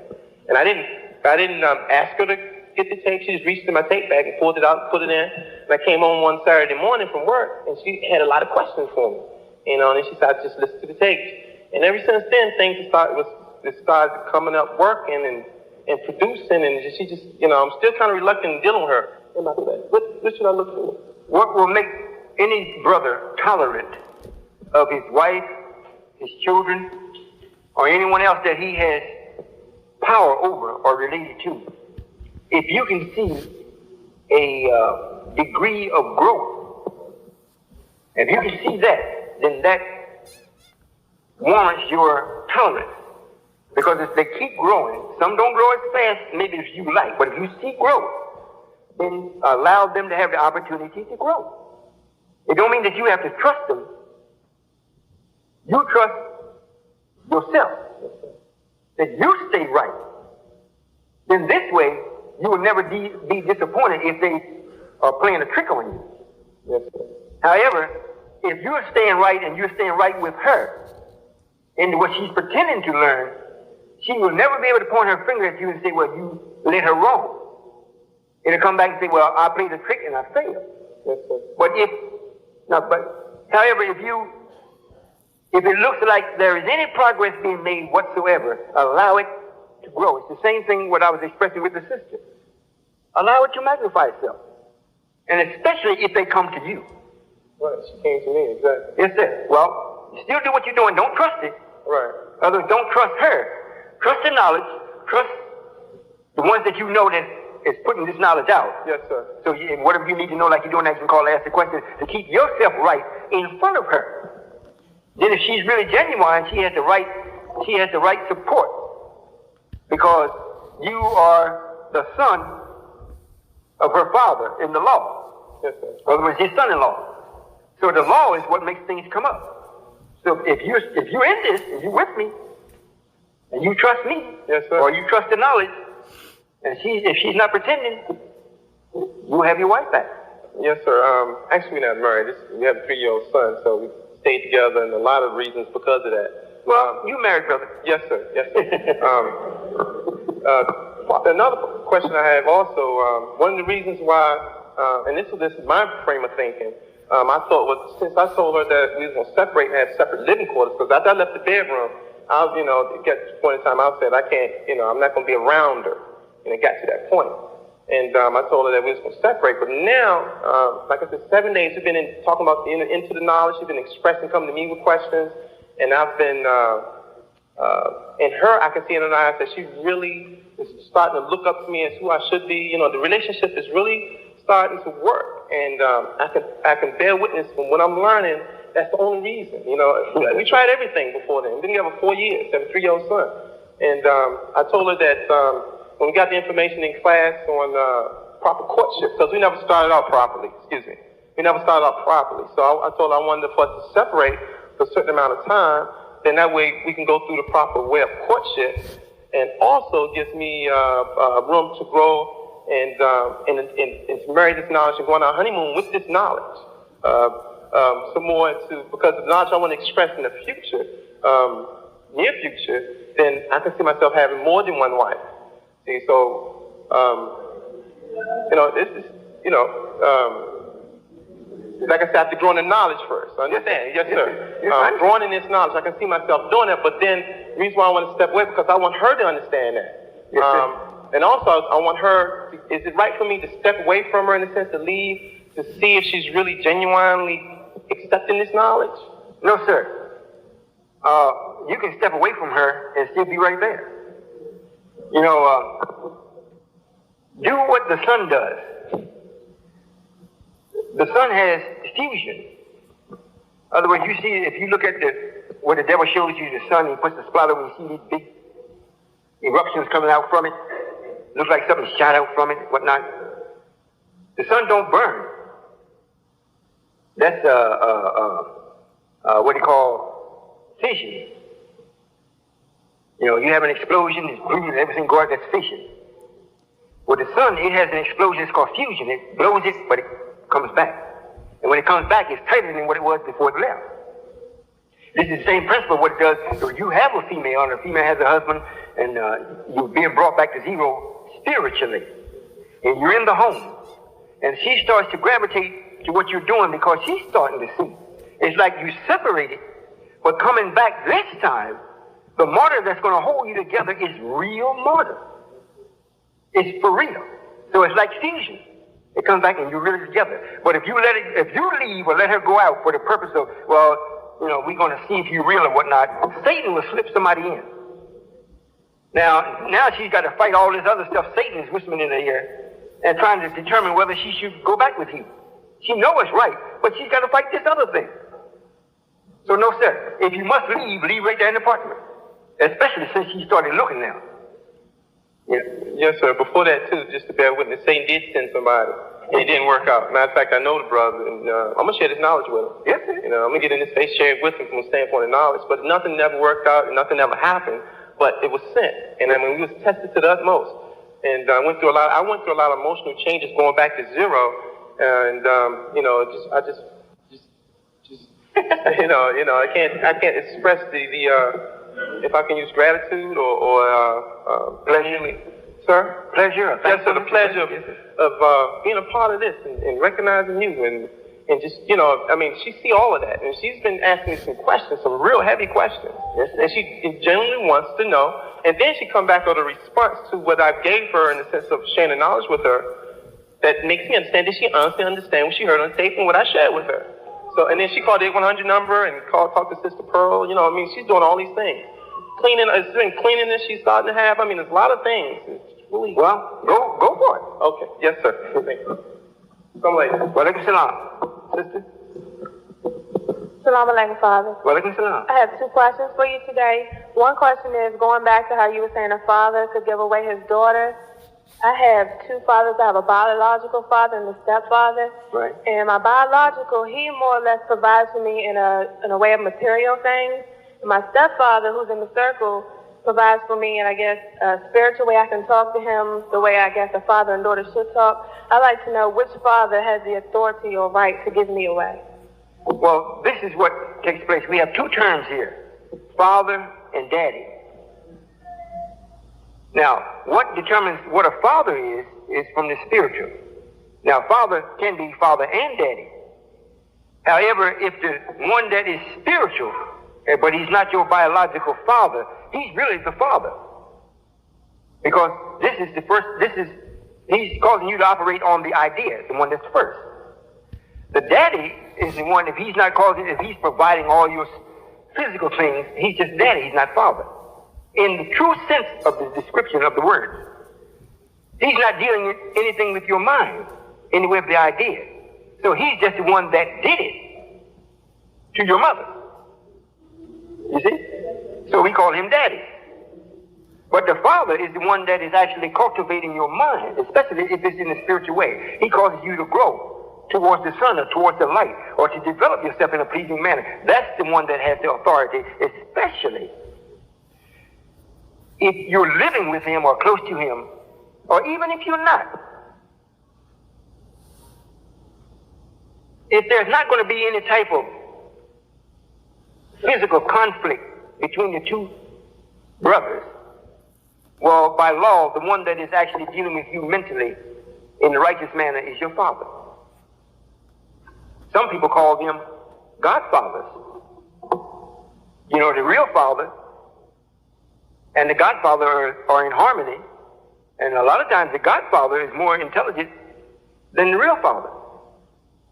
However, the way Allah sees it, if the one that has the most knowledge is the one that you respect as being your guide, the one that provides for you. You know, Sam does that. You know, if he didn't, go down and get some welfare. So white folks be providing for you. You see? So he'd be your daddy, or the one that's taking care of you that way. But the real father, from the real meaning of it, is the one that is actually giving us your thinking. My second question is, in the Bible, Solomon married the Queen of Sheba, and they had a son. And I wanted to know, in this day and time, who is the Queen of Sheba and who is the son? Solomon married the Queen of Sheba? Well, I went on a field trip to the Black and Wax Museum, and they had a statue of the Queen of Sheba, and they said that Solomon was married to the Queen of Sheba. Huh? Bathsheba. That's what you're talking about, Bathsheba. It just said the Queen of Sheba. The two guys explained it to me. I'll answer the question. The Queen of Sheba, at this particular time, is the Queen of England. She's a little too old for me to marry. I haven't read in the Bible, and I have some books on the stories, you know, of Solomon, and I haven't read where he married the Queen of Sheba. He was pleased with the question that she asked him. It's written that he married Pharaoh's daughter, but he wasn't the Queen of Sheba. So do you know what part of the Bible that's in? I have no idea. He just said when he was explaining it, he was just like, as you remember in your Bible, it said that Solomon married the Queen of Sheba, and I just wanted to know. No, ma'am, I didn't. That didn't happen. Okay. No, ma'am. But however, remember this now. Remember this. Don't ever get away from the idea. We are still God. Even white folks come and say the black woman is the mother of all. And the black man is the maker of the mother of all. Everything serves us. If it comes to a necessity where a white woman would have to take on the role of being my wife, which I doubt that seriously. However, it would have to be for a specific reason. Not that I'm in love with her, she may be in love with me.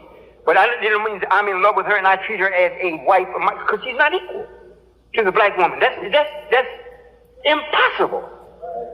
She's not your equal. No woman on the planet is the equal of this black woman. Believe me. And especially the woman that has been brought up in North America.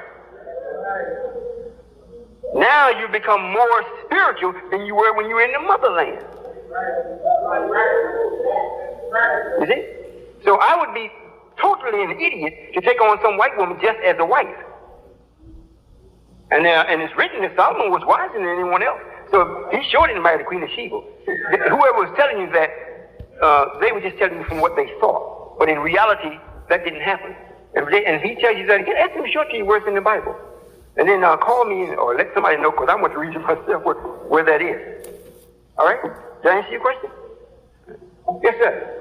Assalamu alaikum, Father. Wa alaikum salam. Father, in line with the question that the sister asked earlier concerning,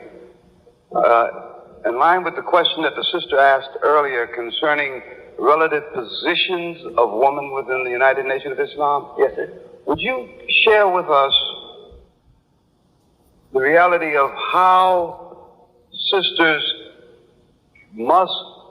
the path that sisters must travel in order to get to Allah, who they must come through?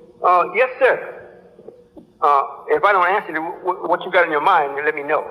Yes, sir. I have already prepared someone to show you how to actually get to me.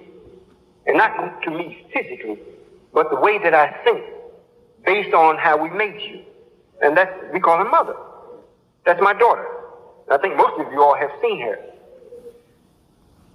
However, whether you meet her or not, the art of actually getting to Allah, or men that actually is God, the sister has to take, because you are solid, or you stand upright like a man, the essence of you still, what do you call it, horizontal or vertical? Which is this? Horizontal. The essence of you are still horizontal.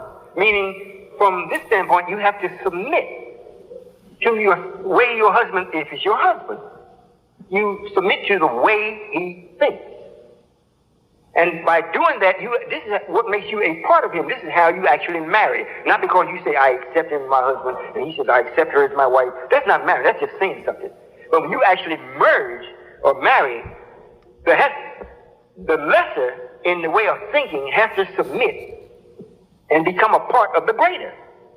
Meaning, if I have 7.5 ounces of brain and you only have 6 ounces, I got more brain power. In order for you to be with me, in the sense that I described before and being happy, you have to lend yourself to submit, to investigate the ideas. I don't mean that your husband says, well, look, go carry the garbage and you better do it because you my servant. No, I'm not talking about that. If the man, if he's in business, and if he needs his wife, we have a brother in Atlanta asked me, made it known that he would like someone to come and help him in his business because his wife won't help him. She keeps telling him, you ain't going to be successful, I'm not even going to help you. He got all the opportunity. He got everything right there to be successful, except his wife won't help him. He got 2 daughters. One of his daughters is capable. She's not helping him. The other don't seem to be quite capable at this time. But the fact of it is, no woman is submitting to him. So this kind of makes it, if he's going to develop in that, it slows him up. His wife if she was to submit in what he was thinking, the idea, if he says, well, look, baby, I got this idea, and I work all the logistics out, and if we go by this formula, it'll work. What you think? If she gets into this, well, let me check this over. Let me read this. Let me see it. Let me check it with my daughter. Check it with the time of the day. Check it with what you already have me doing. Then she come back and say, well, I think this will work. Yeah, let's try it. That is what makes a real wife, and that's what makes you develop. After you say you marry your husband, now I want you all to listen carefully. This world says you're supposed to go on a honeymoon, right? The purpose of that is that the male and the female is supposed to get to know each other. But since you work for white people, most of us, or you all, he allows you maybe 2 weeks to go on this honeymoon. It's impossible to learn anyone in 2 weeks. Now, in this proper sense, if the brother and sister are communicating with each other for the purpose of joining in marriage, she gets to know him from the base of her father, the way he thinks. Now, in order for the knowledge that her father has taught her, her mother and her father has taught her, and what her husband is so in accord with her father is teaching her now, this is the honey part of it. Because she has no responsibility, because they don't have no children yet, only just to him. But because she loves him and he loves her, then we have this third party coming in, which is the child. Now, in order for her to become actually a part of her husband, the knowledge that she's been taught, that she's never made herself, she just retained it. Now she has to, because she loves her husband, she has to teach that child. And you learn from teaching. And the more you teach your child, the more you see your husband. And the more oneness you become. You got that? But in order for the wife to truly be a part, or the oneness with the husband, she has got to submit to take on the idea or the expression of Allah that the husband has. Now, the idea of Allah, not his idea, he's talking about going with white folks, or what's this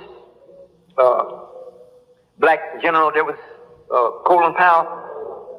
You know, he seems to be a very stately man and whatnot. Now, his wife, well, but still, even with that, if he's going to be happy, she take on his idea. You know, he's happy. But the idea he's expressing is not that of the righteous God. That's an idea of the adversary of God. So even if you have a husband that's with the devil, and you want to be with him, and you take up the idea, you're going to be happy. Until I bring the heat down.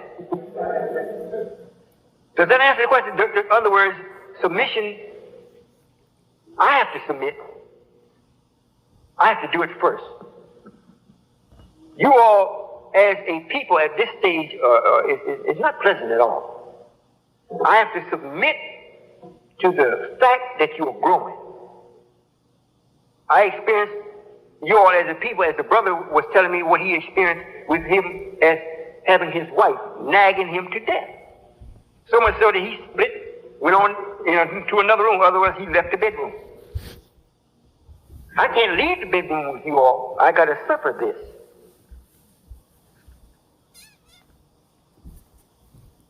And when you start accepting the idea, you will come to know that I'm a wonderful person.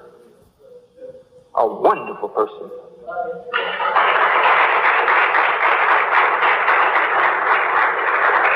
So don't let the word submit and obey trap you up.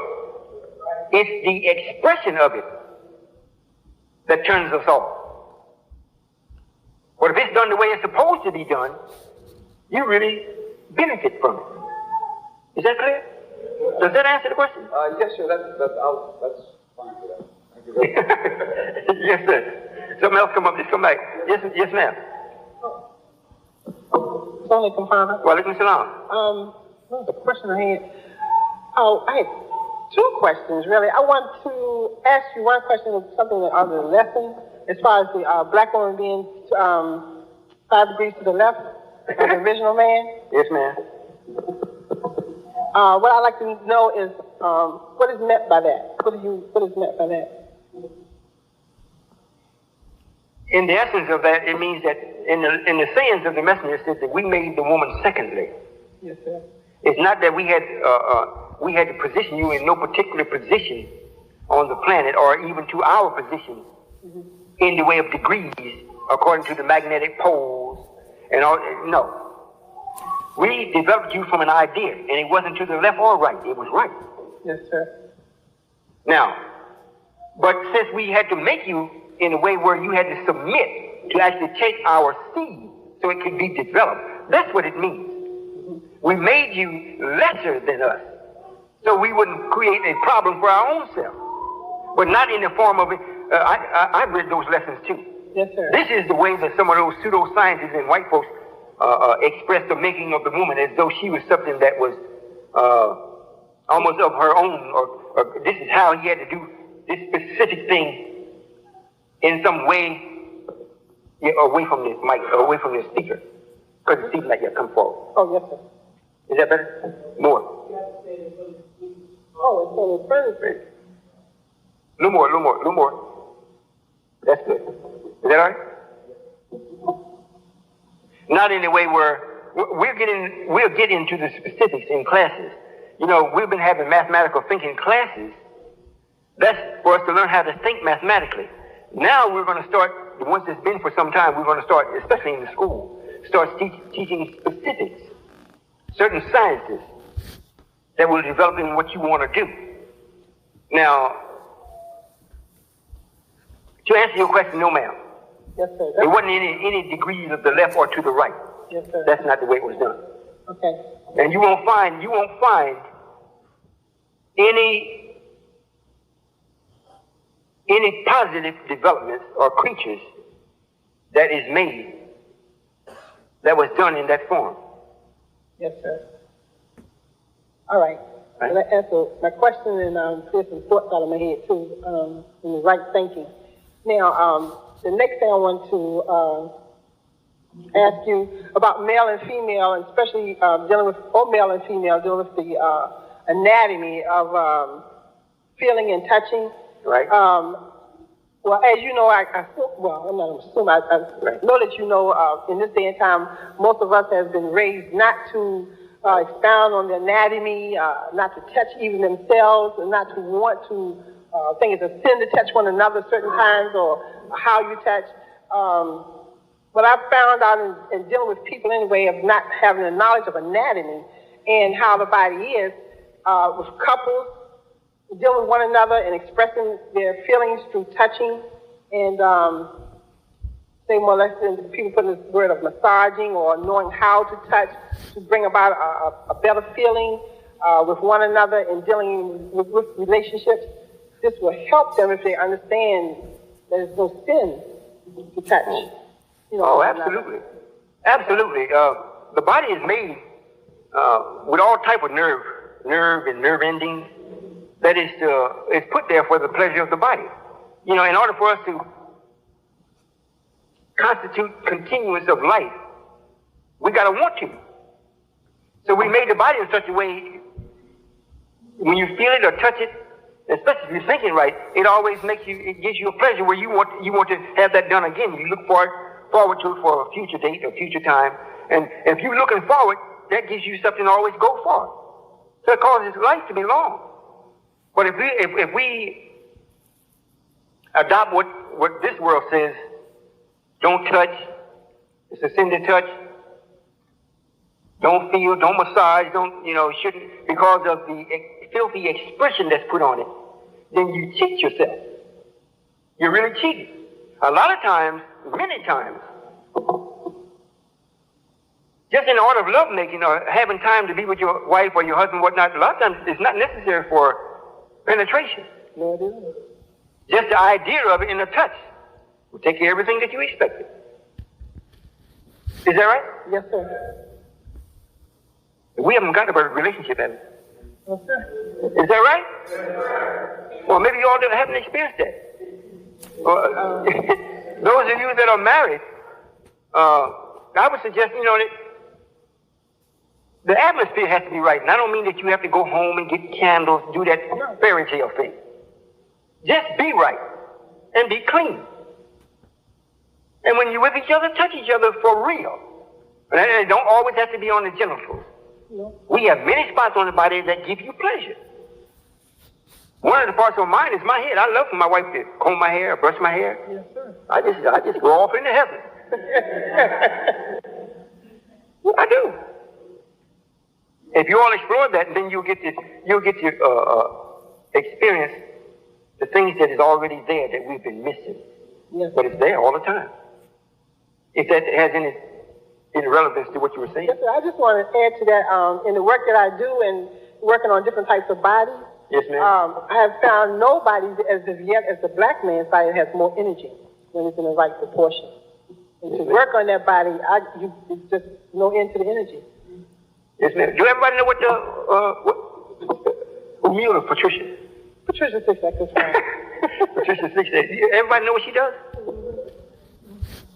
Well, the sisters, you should go and support her and find out. Then if it's good, maybe she'll teach you how to be your husband. If you're lazy, bring your husband and let her do it. But it's a science to these things. Everybody don't enjoy the same thing because everybody's not just alike, but everybody has the same principles.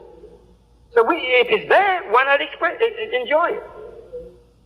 All right? Was there something else? Yes, sir. I forgot it then. I'll come back. You come back. Walaikum salam. Can you all hear in the back? Yes, sir. Assalamu alaikum, Father. Walaikum salam. First question is, what is a soulmate? And then how does one go about finding their soulmate? And does conditioning determine if those two people are compatible? And does astrology play an important part of people find each other by their natures? Or is it... Well, if I can understand the question, is there such a thing as a soulmate? Yes, sir. How does one find their soulmate? Or it just... Well, let me answer it. Yes, sir. There is such a thing as a soulmate and soulmates. The brother said he may, in the future, have more than one wife, so it should be his soulmate. We speak of it as one, your soulmate. However, this is an entity that's in accord with your entity. And no, you don't go look for them. You just be yourself. They'll find you. The man he never goes and look for no female. The only thing you can do is put out your will that you want one. And from you wanting it, and from your will being out, the sister that sees there know automatically he's in longing for his mate. And she will look at you and tell if you are her mate or not, or she can be your soulmate. But if you go and try to find one and don't know how to choose, and you think you will read the stars of these numerology books, you're going to be in for a surprise. These things help, but they are not the absolute.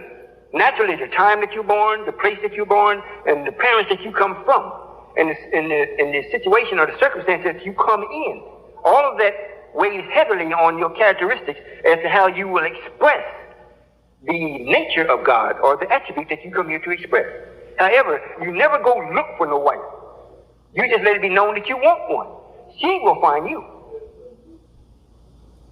Right? Yes, sir. So what, you want a wife? Yes, sir. I have another question. Yes, sir.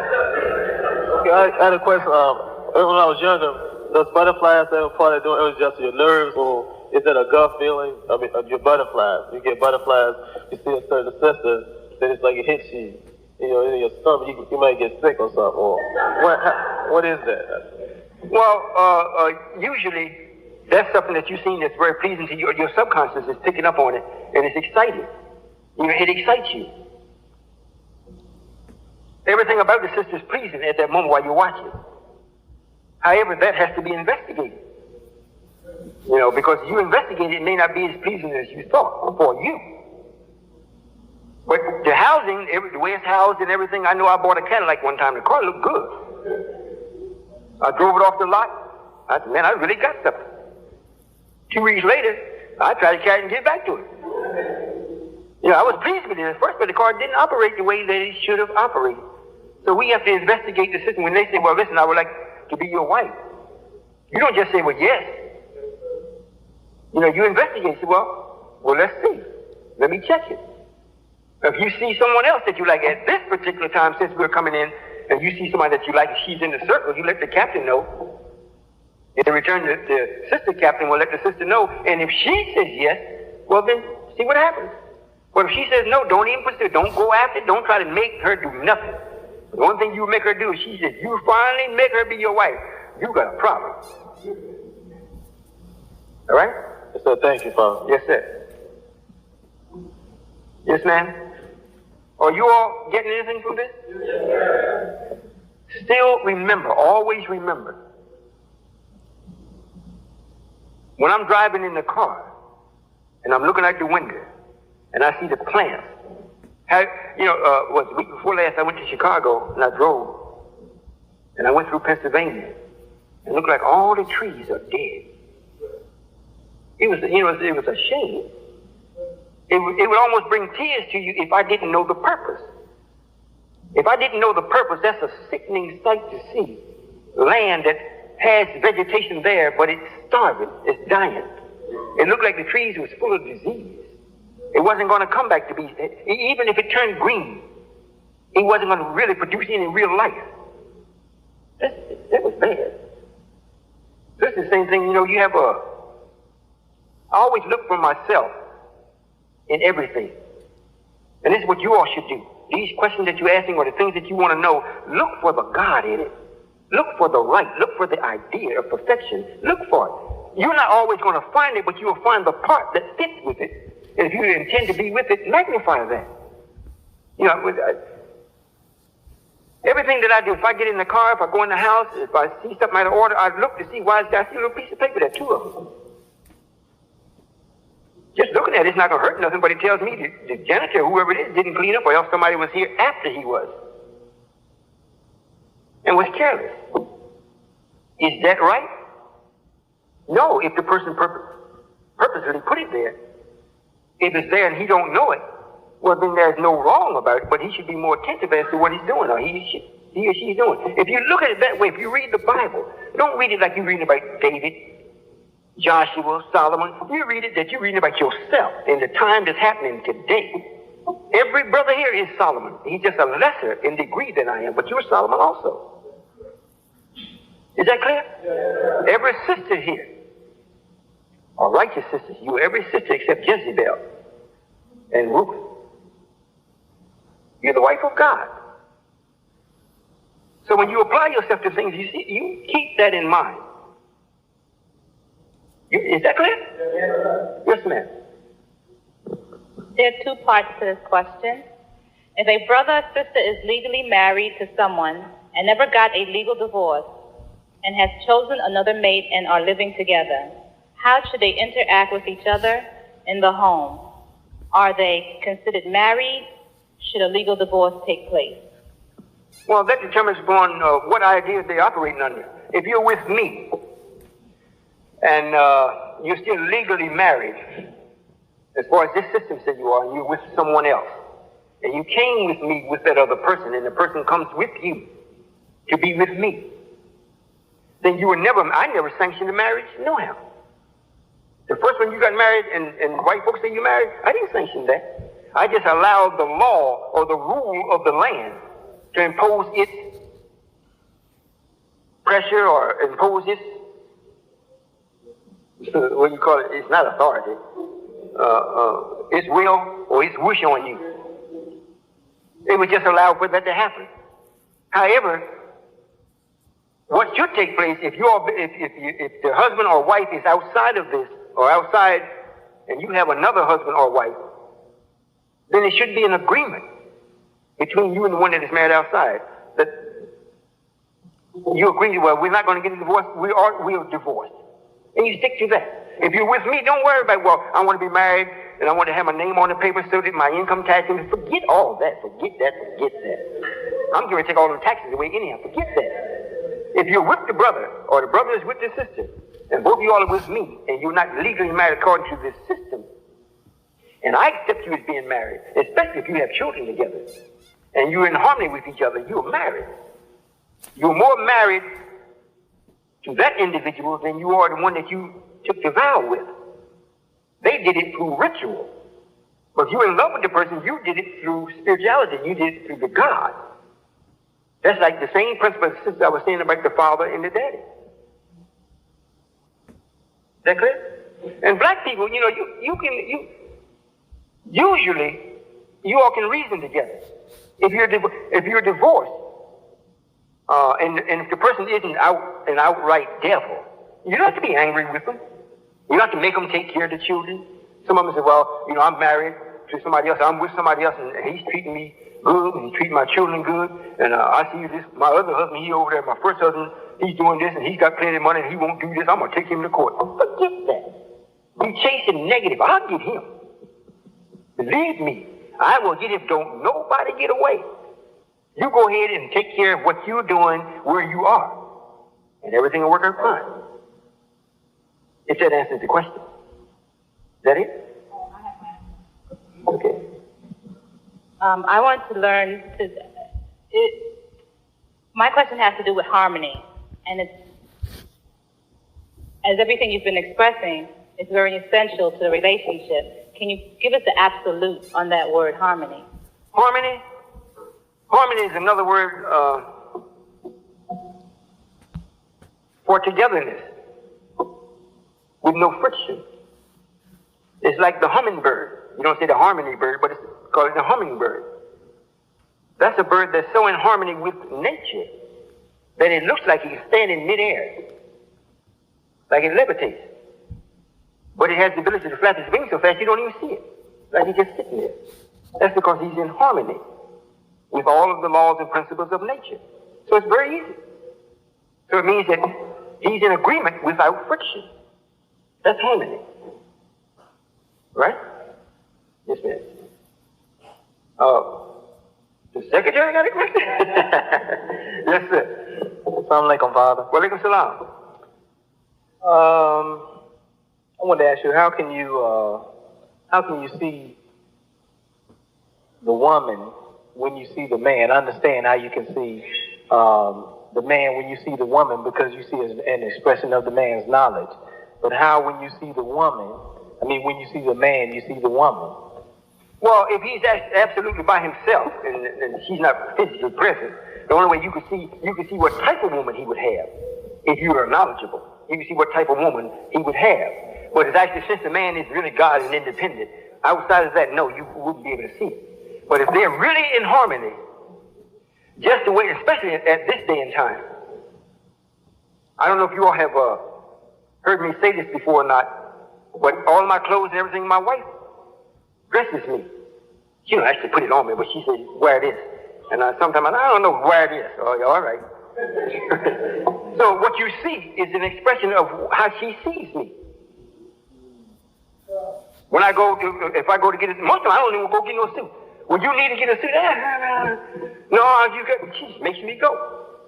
Well, what about this? I'm in the store, I can't wait to get out. Because I'm looking at all this. To me, it's like, I ain't supposed to be wearing these kind of clothes in no house. It's like I'm wasting time, but you know. However, she's picking this out. So I put in my mind, well, it's good for the time until I bring in the change. So how you see me, you looking at my wife. Yes, sir. Yes, sir. What is it that produces why? Why do we have the pleasure that's produced after having an orgasm?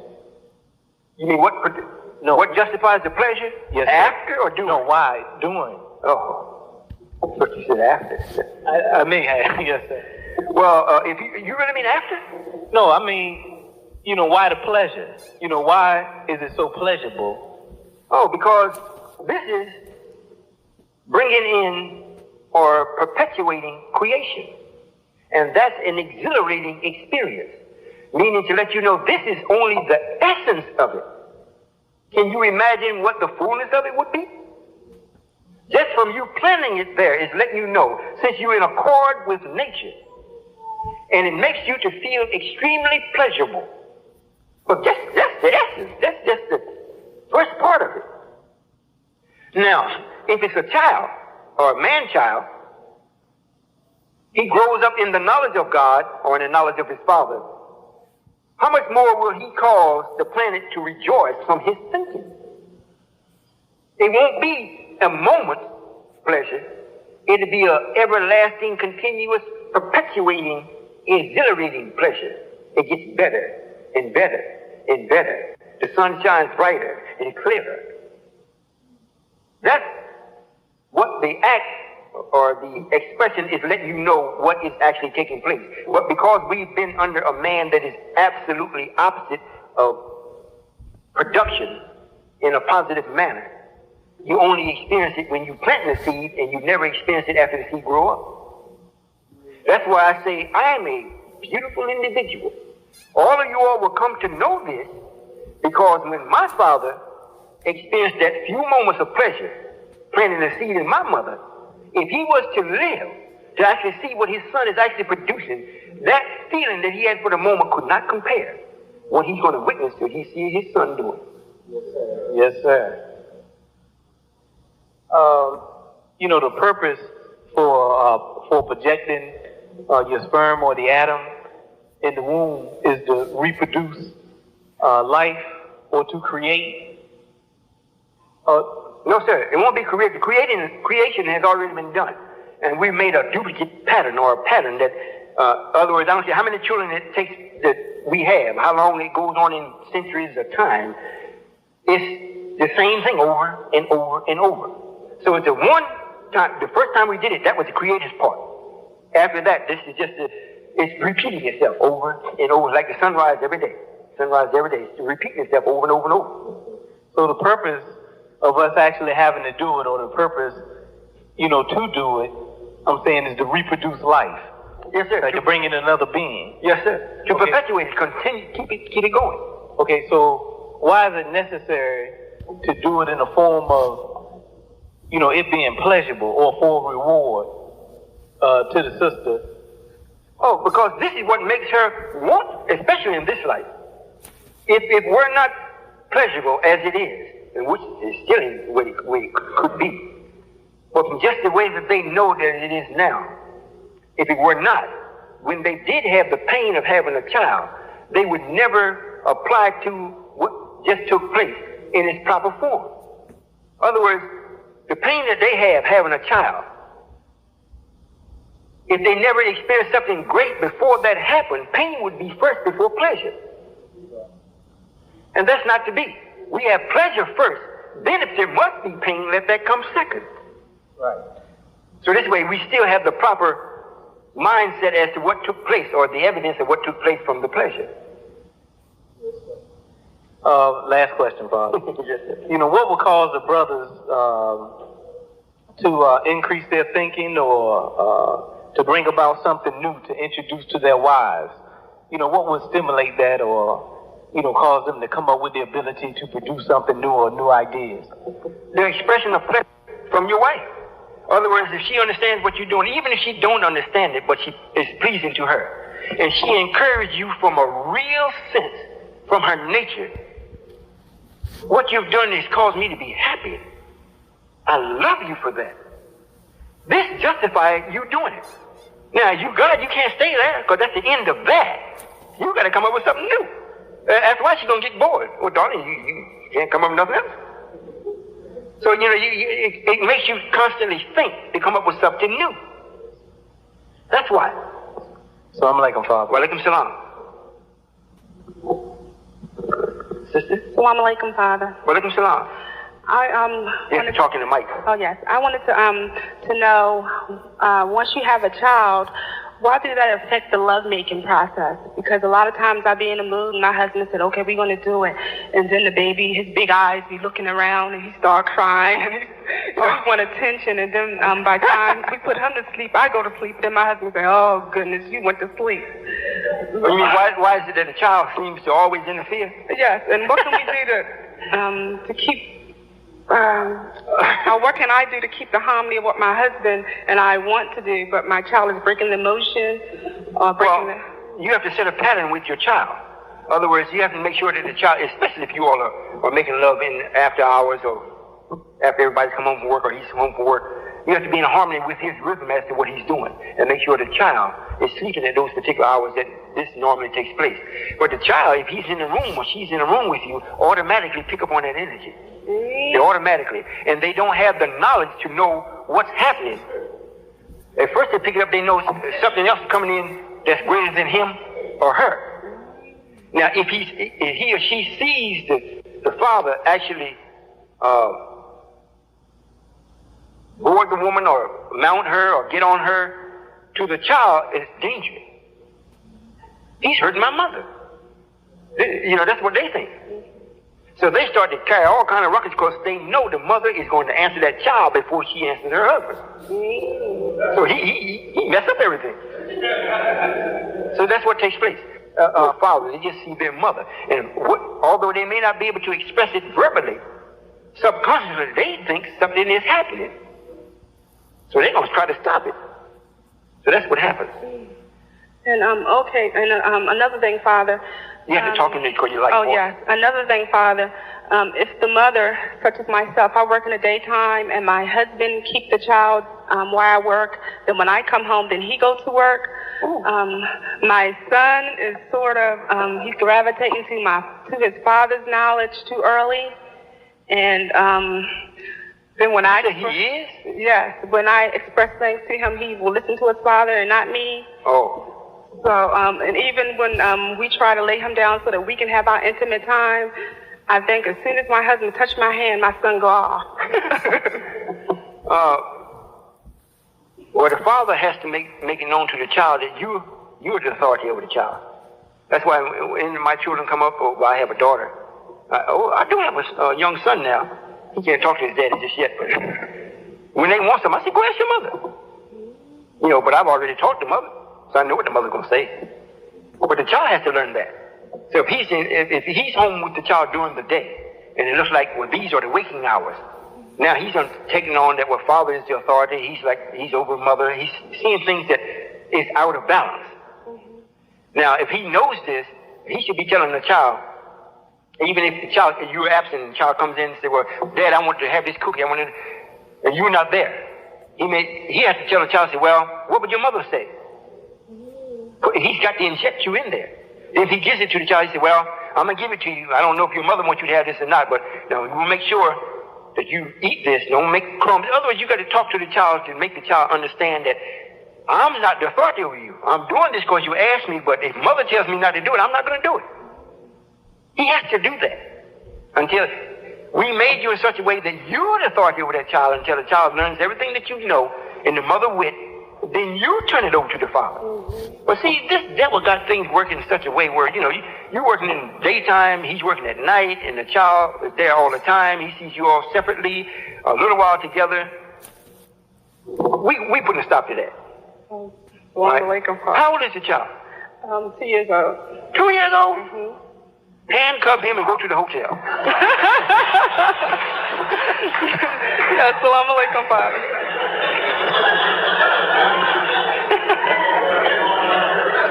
Yes, sir. Assalamu alaikum, Father. Walaikum salam, brother Captain.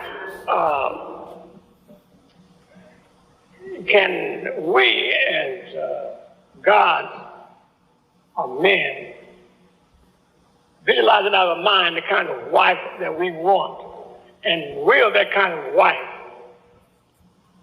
It is possible. That's very possible.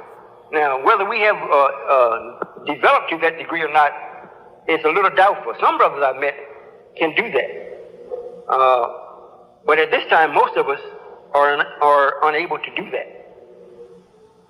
And it would almost be what you say out of order at this time, because to will the type of sister that you want is almost like she don't exist when you have that kind of knowledge. Well, I ask because this is the way I acquired my wife. I put in my mind the kind of wife that I wanted. Because I know it was in a terrible place here, and the women and the sisters was carefree and do everything wrong, and I wasn't for that. So I put in my mind the kind of wife I wanted, a woman I could trust, a woman that wasn't didn't have too much sex, and a woman that would protect herself from any man. And so I got it. Well, I had to try. I took me a whole year to try and see if she's the right one before I was married. But when I found out she's the very one that I will for, and I married her. Not because I loved her. I didn't love her that much, but she was what I wanted. Yes, sir. Yes, sir. That's the real God. And to prove that she was what I wanted, we stayed together for 50 years. Yes, sir. Thank you. Yes, sir. Walaikum salam. In a case like that, those brothers that do will what you want, you really know what you want, and don't know how to actually bring the woman to you, well, then I send them to you. Or the angels. Remember now, we have 12 major scientists. I mean, gods of science. You got 12 minor. Then you have a lot of prophets or people that have that type of power to know how to do things. And they can't wait to work for the righteous. They are to serve the righteous. We're the epitome or the essence of it. They are limited in certain degrees because they don't have the new. The time didn't allow them to have that. They were busy studying what did and does exist. So when we want the things to be perfect and don't know how to do it, they send it to us. You got it? Yes, ma'am. Want to come in front of the speaker? Give me the mic. I'm asking, I'm asking a question for someone else, and they want to know, hold the mic up. They want to know, wait a minute. They want to know if oral sex is permissible, and how would it be properly done? Well, shame on me. I shouldn't laugh. This depends upon the couples. In other words, now we're coming out from being dead to life again. Yes, sir. And we were in a dead world, although we were living, we were still dead. And there are many practices that we have experienced or that we see taking place. However, from a God standpoint of view, no. But I don't condemn anyone for doing that. In other words, this is a form that is expressed to the female. Now the males, I know a lot of brothers say they enjoy that. The sisters shouldn't do that unless they truly get some type of satisfaction out of it. And then if the brother's really being who he should, he shouldn't expect it nor allow her to do that. Because you are not to be pleased in that way. You are to please. The woman is not to please the man in that sense. You are to please her. This is why you have to make her or take her to a climax. You got to take her, not her take you. However, if this is something that she's been used to, you marry somebody and she's already accustomed to this, and she likes it, and she asks her husband to do it, and if he don't, flip out, it's permissible. Yes, sir. It's permissible, but it isn't something that, if the sister has never expressed it and you all just getting married, it isn't something that you should engage in, because when that happens, if the sister isn't really intelligent, it makes her to think less of her man. Yes. When in actuality, that really don't have anything to do with it. Yes. As far as him being lesser or greater. But it has a mental effect on the sister. But the sisters that already experience it and know about it, they just throw that out the window and just express their pleasure. Did I explain that right? I understood. You understand what's being said? It's an expression that's it's much more tender than the male appendix or the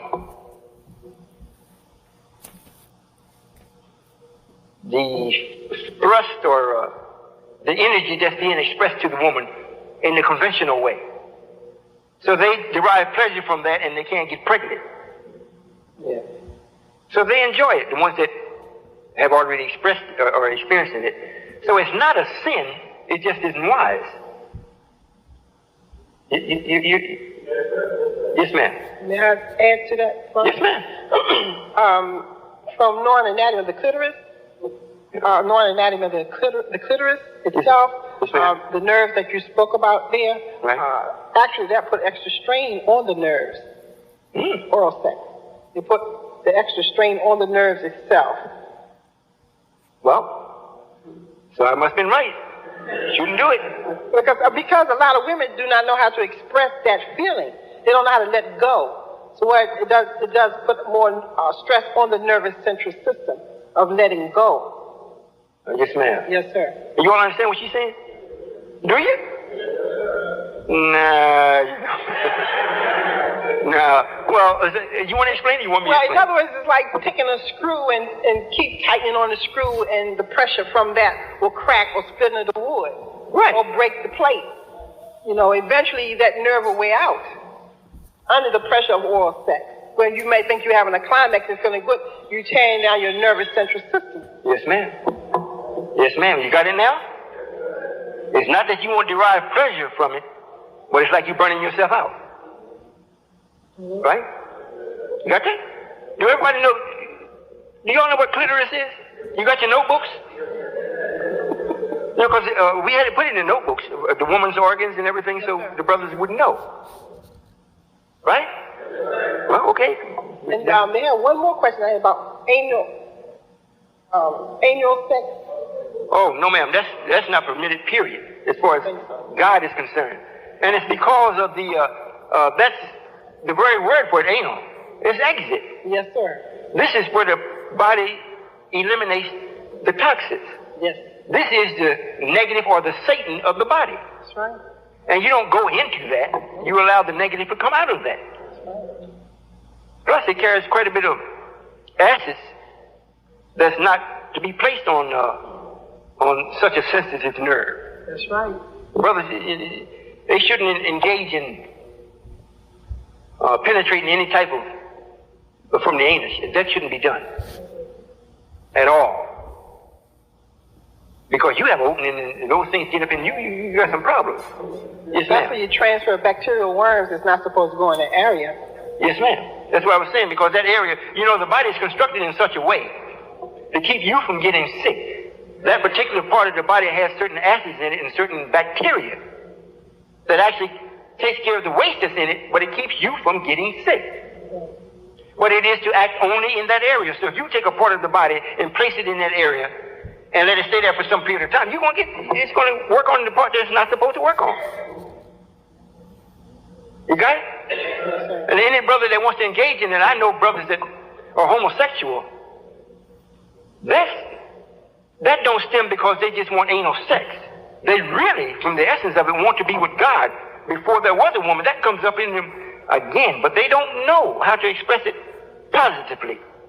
So they lean to this negative expression. However, the time has come, that has to cease also. Yes, sir. That's why we are bringing about such things that it's going to take you out. We don't kill you all at once. But in your death is letting everybody else know that this is not permitted by God. And you end up leaving here. You got it? Yes, sir. Oh.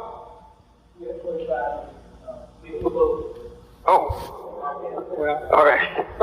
Well, let me salam. Let me ask the minister, have you all gained anything from this? Did you let them know where we'll be speaking next? Okay. All right. Well, I'm going to take the brother minister's question, and I hope you all get the tape and study it and go over it and be happy. Be happy. All right? Be happy. Not work towards it. Be happy. Yes, sir, brother minister. Assalamu alaikum, Father. Wa alaikum salam. As always, as usual, I'm so glad to see you. I have one quick question.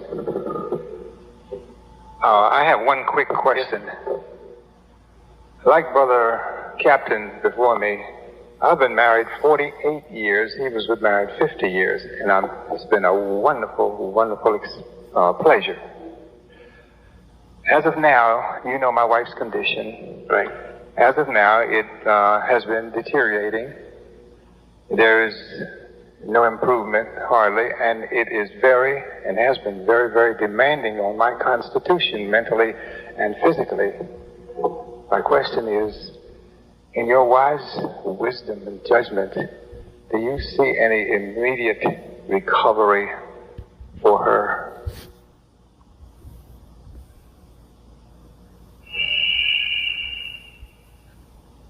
No, sir.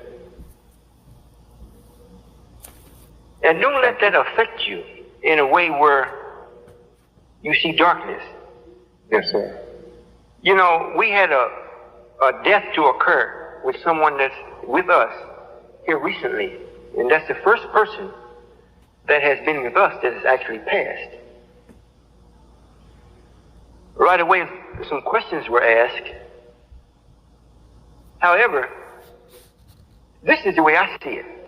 Yes, sir. This was a person that actually got an opportunity to see God as He is, in His fullness, and then go and be with me in the spiritual. So she got to know me in my fullness and in the essence of me. Those that the messenger taught, quite a few of us will leave and don't mourn because it's a blessing. They won't have to go through this misery that we're going through. They'll come back. And when they come back, we will have cleaned it up so there won't be no misery. Now, if you continue to live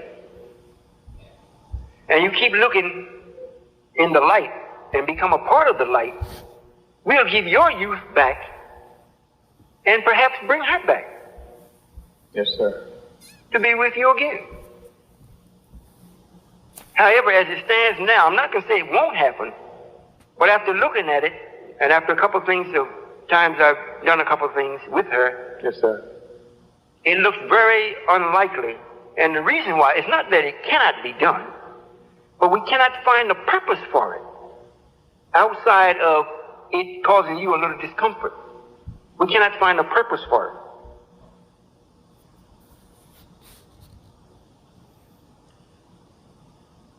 I'll say this. However it goes, if she stays or leaves, we won't make it hard on you. Yes, sir. All right? Yes, sir. Death is still a part of life. So we look on it as something that's a one-time occurrence. But while you're here, you're not dead, so live. That's not one time, that's every day. All right? Yes, sir. I love you all. I appreciate what you're doing, what you have done, and what I expect for you to do. And I hope that you keep me high in your thoughts and expect me to be God as I am and make it pleasurable for you so I can see the pleasure coming from you to make me happy also. Everyone that can, try to make it out to Independence Day. We want to really be independent. I want to show you some things that we're getting started. And when I say we, I'm including you all because you all are giving the energy from what you're doing, your work or your money, to see what's going on and make sure that this happens. So if you possibly can, if you just can't make it out financially unable, get in touch with the secretary and we'll see what we can do. We may not be able to help you, but at least give us the chance to say no. All right? Salaam alaikum.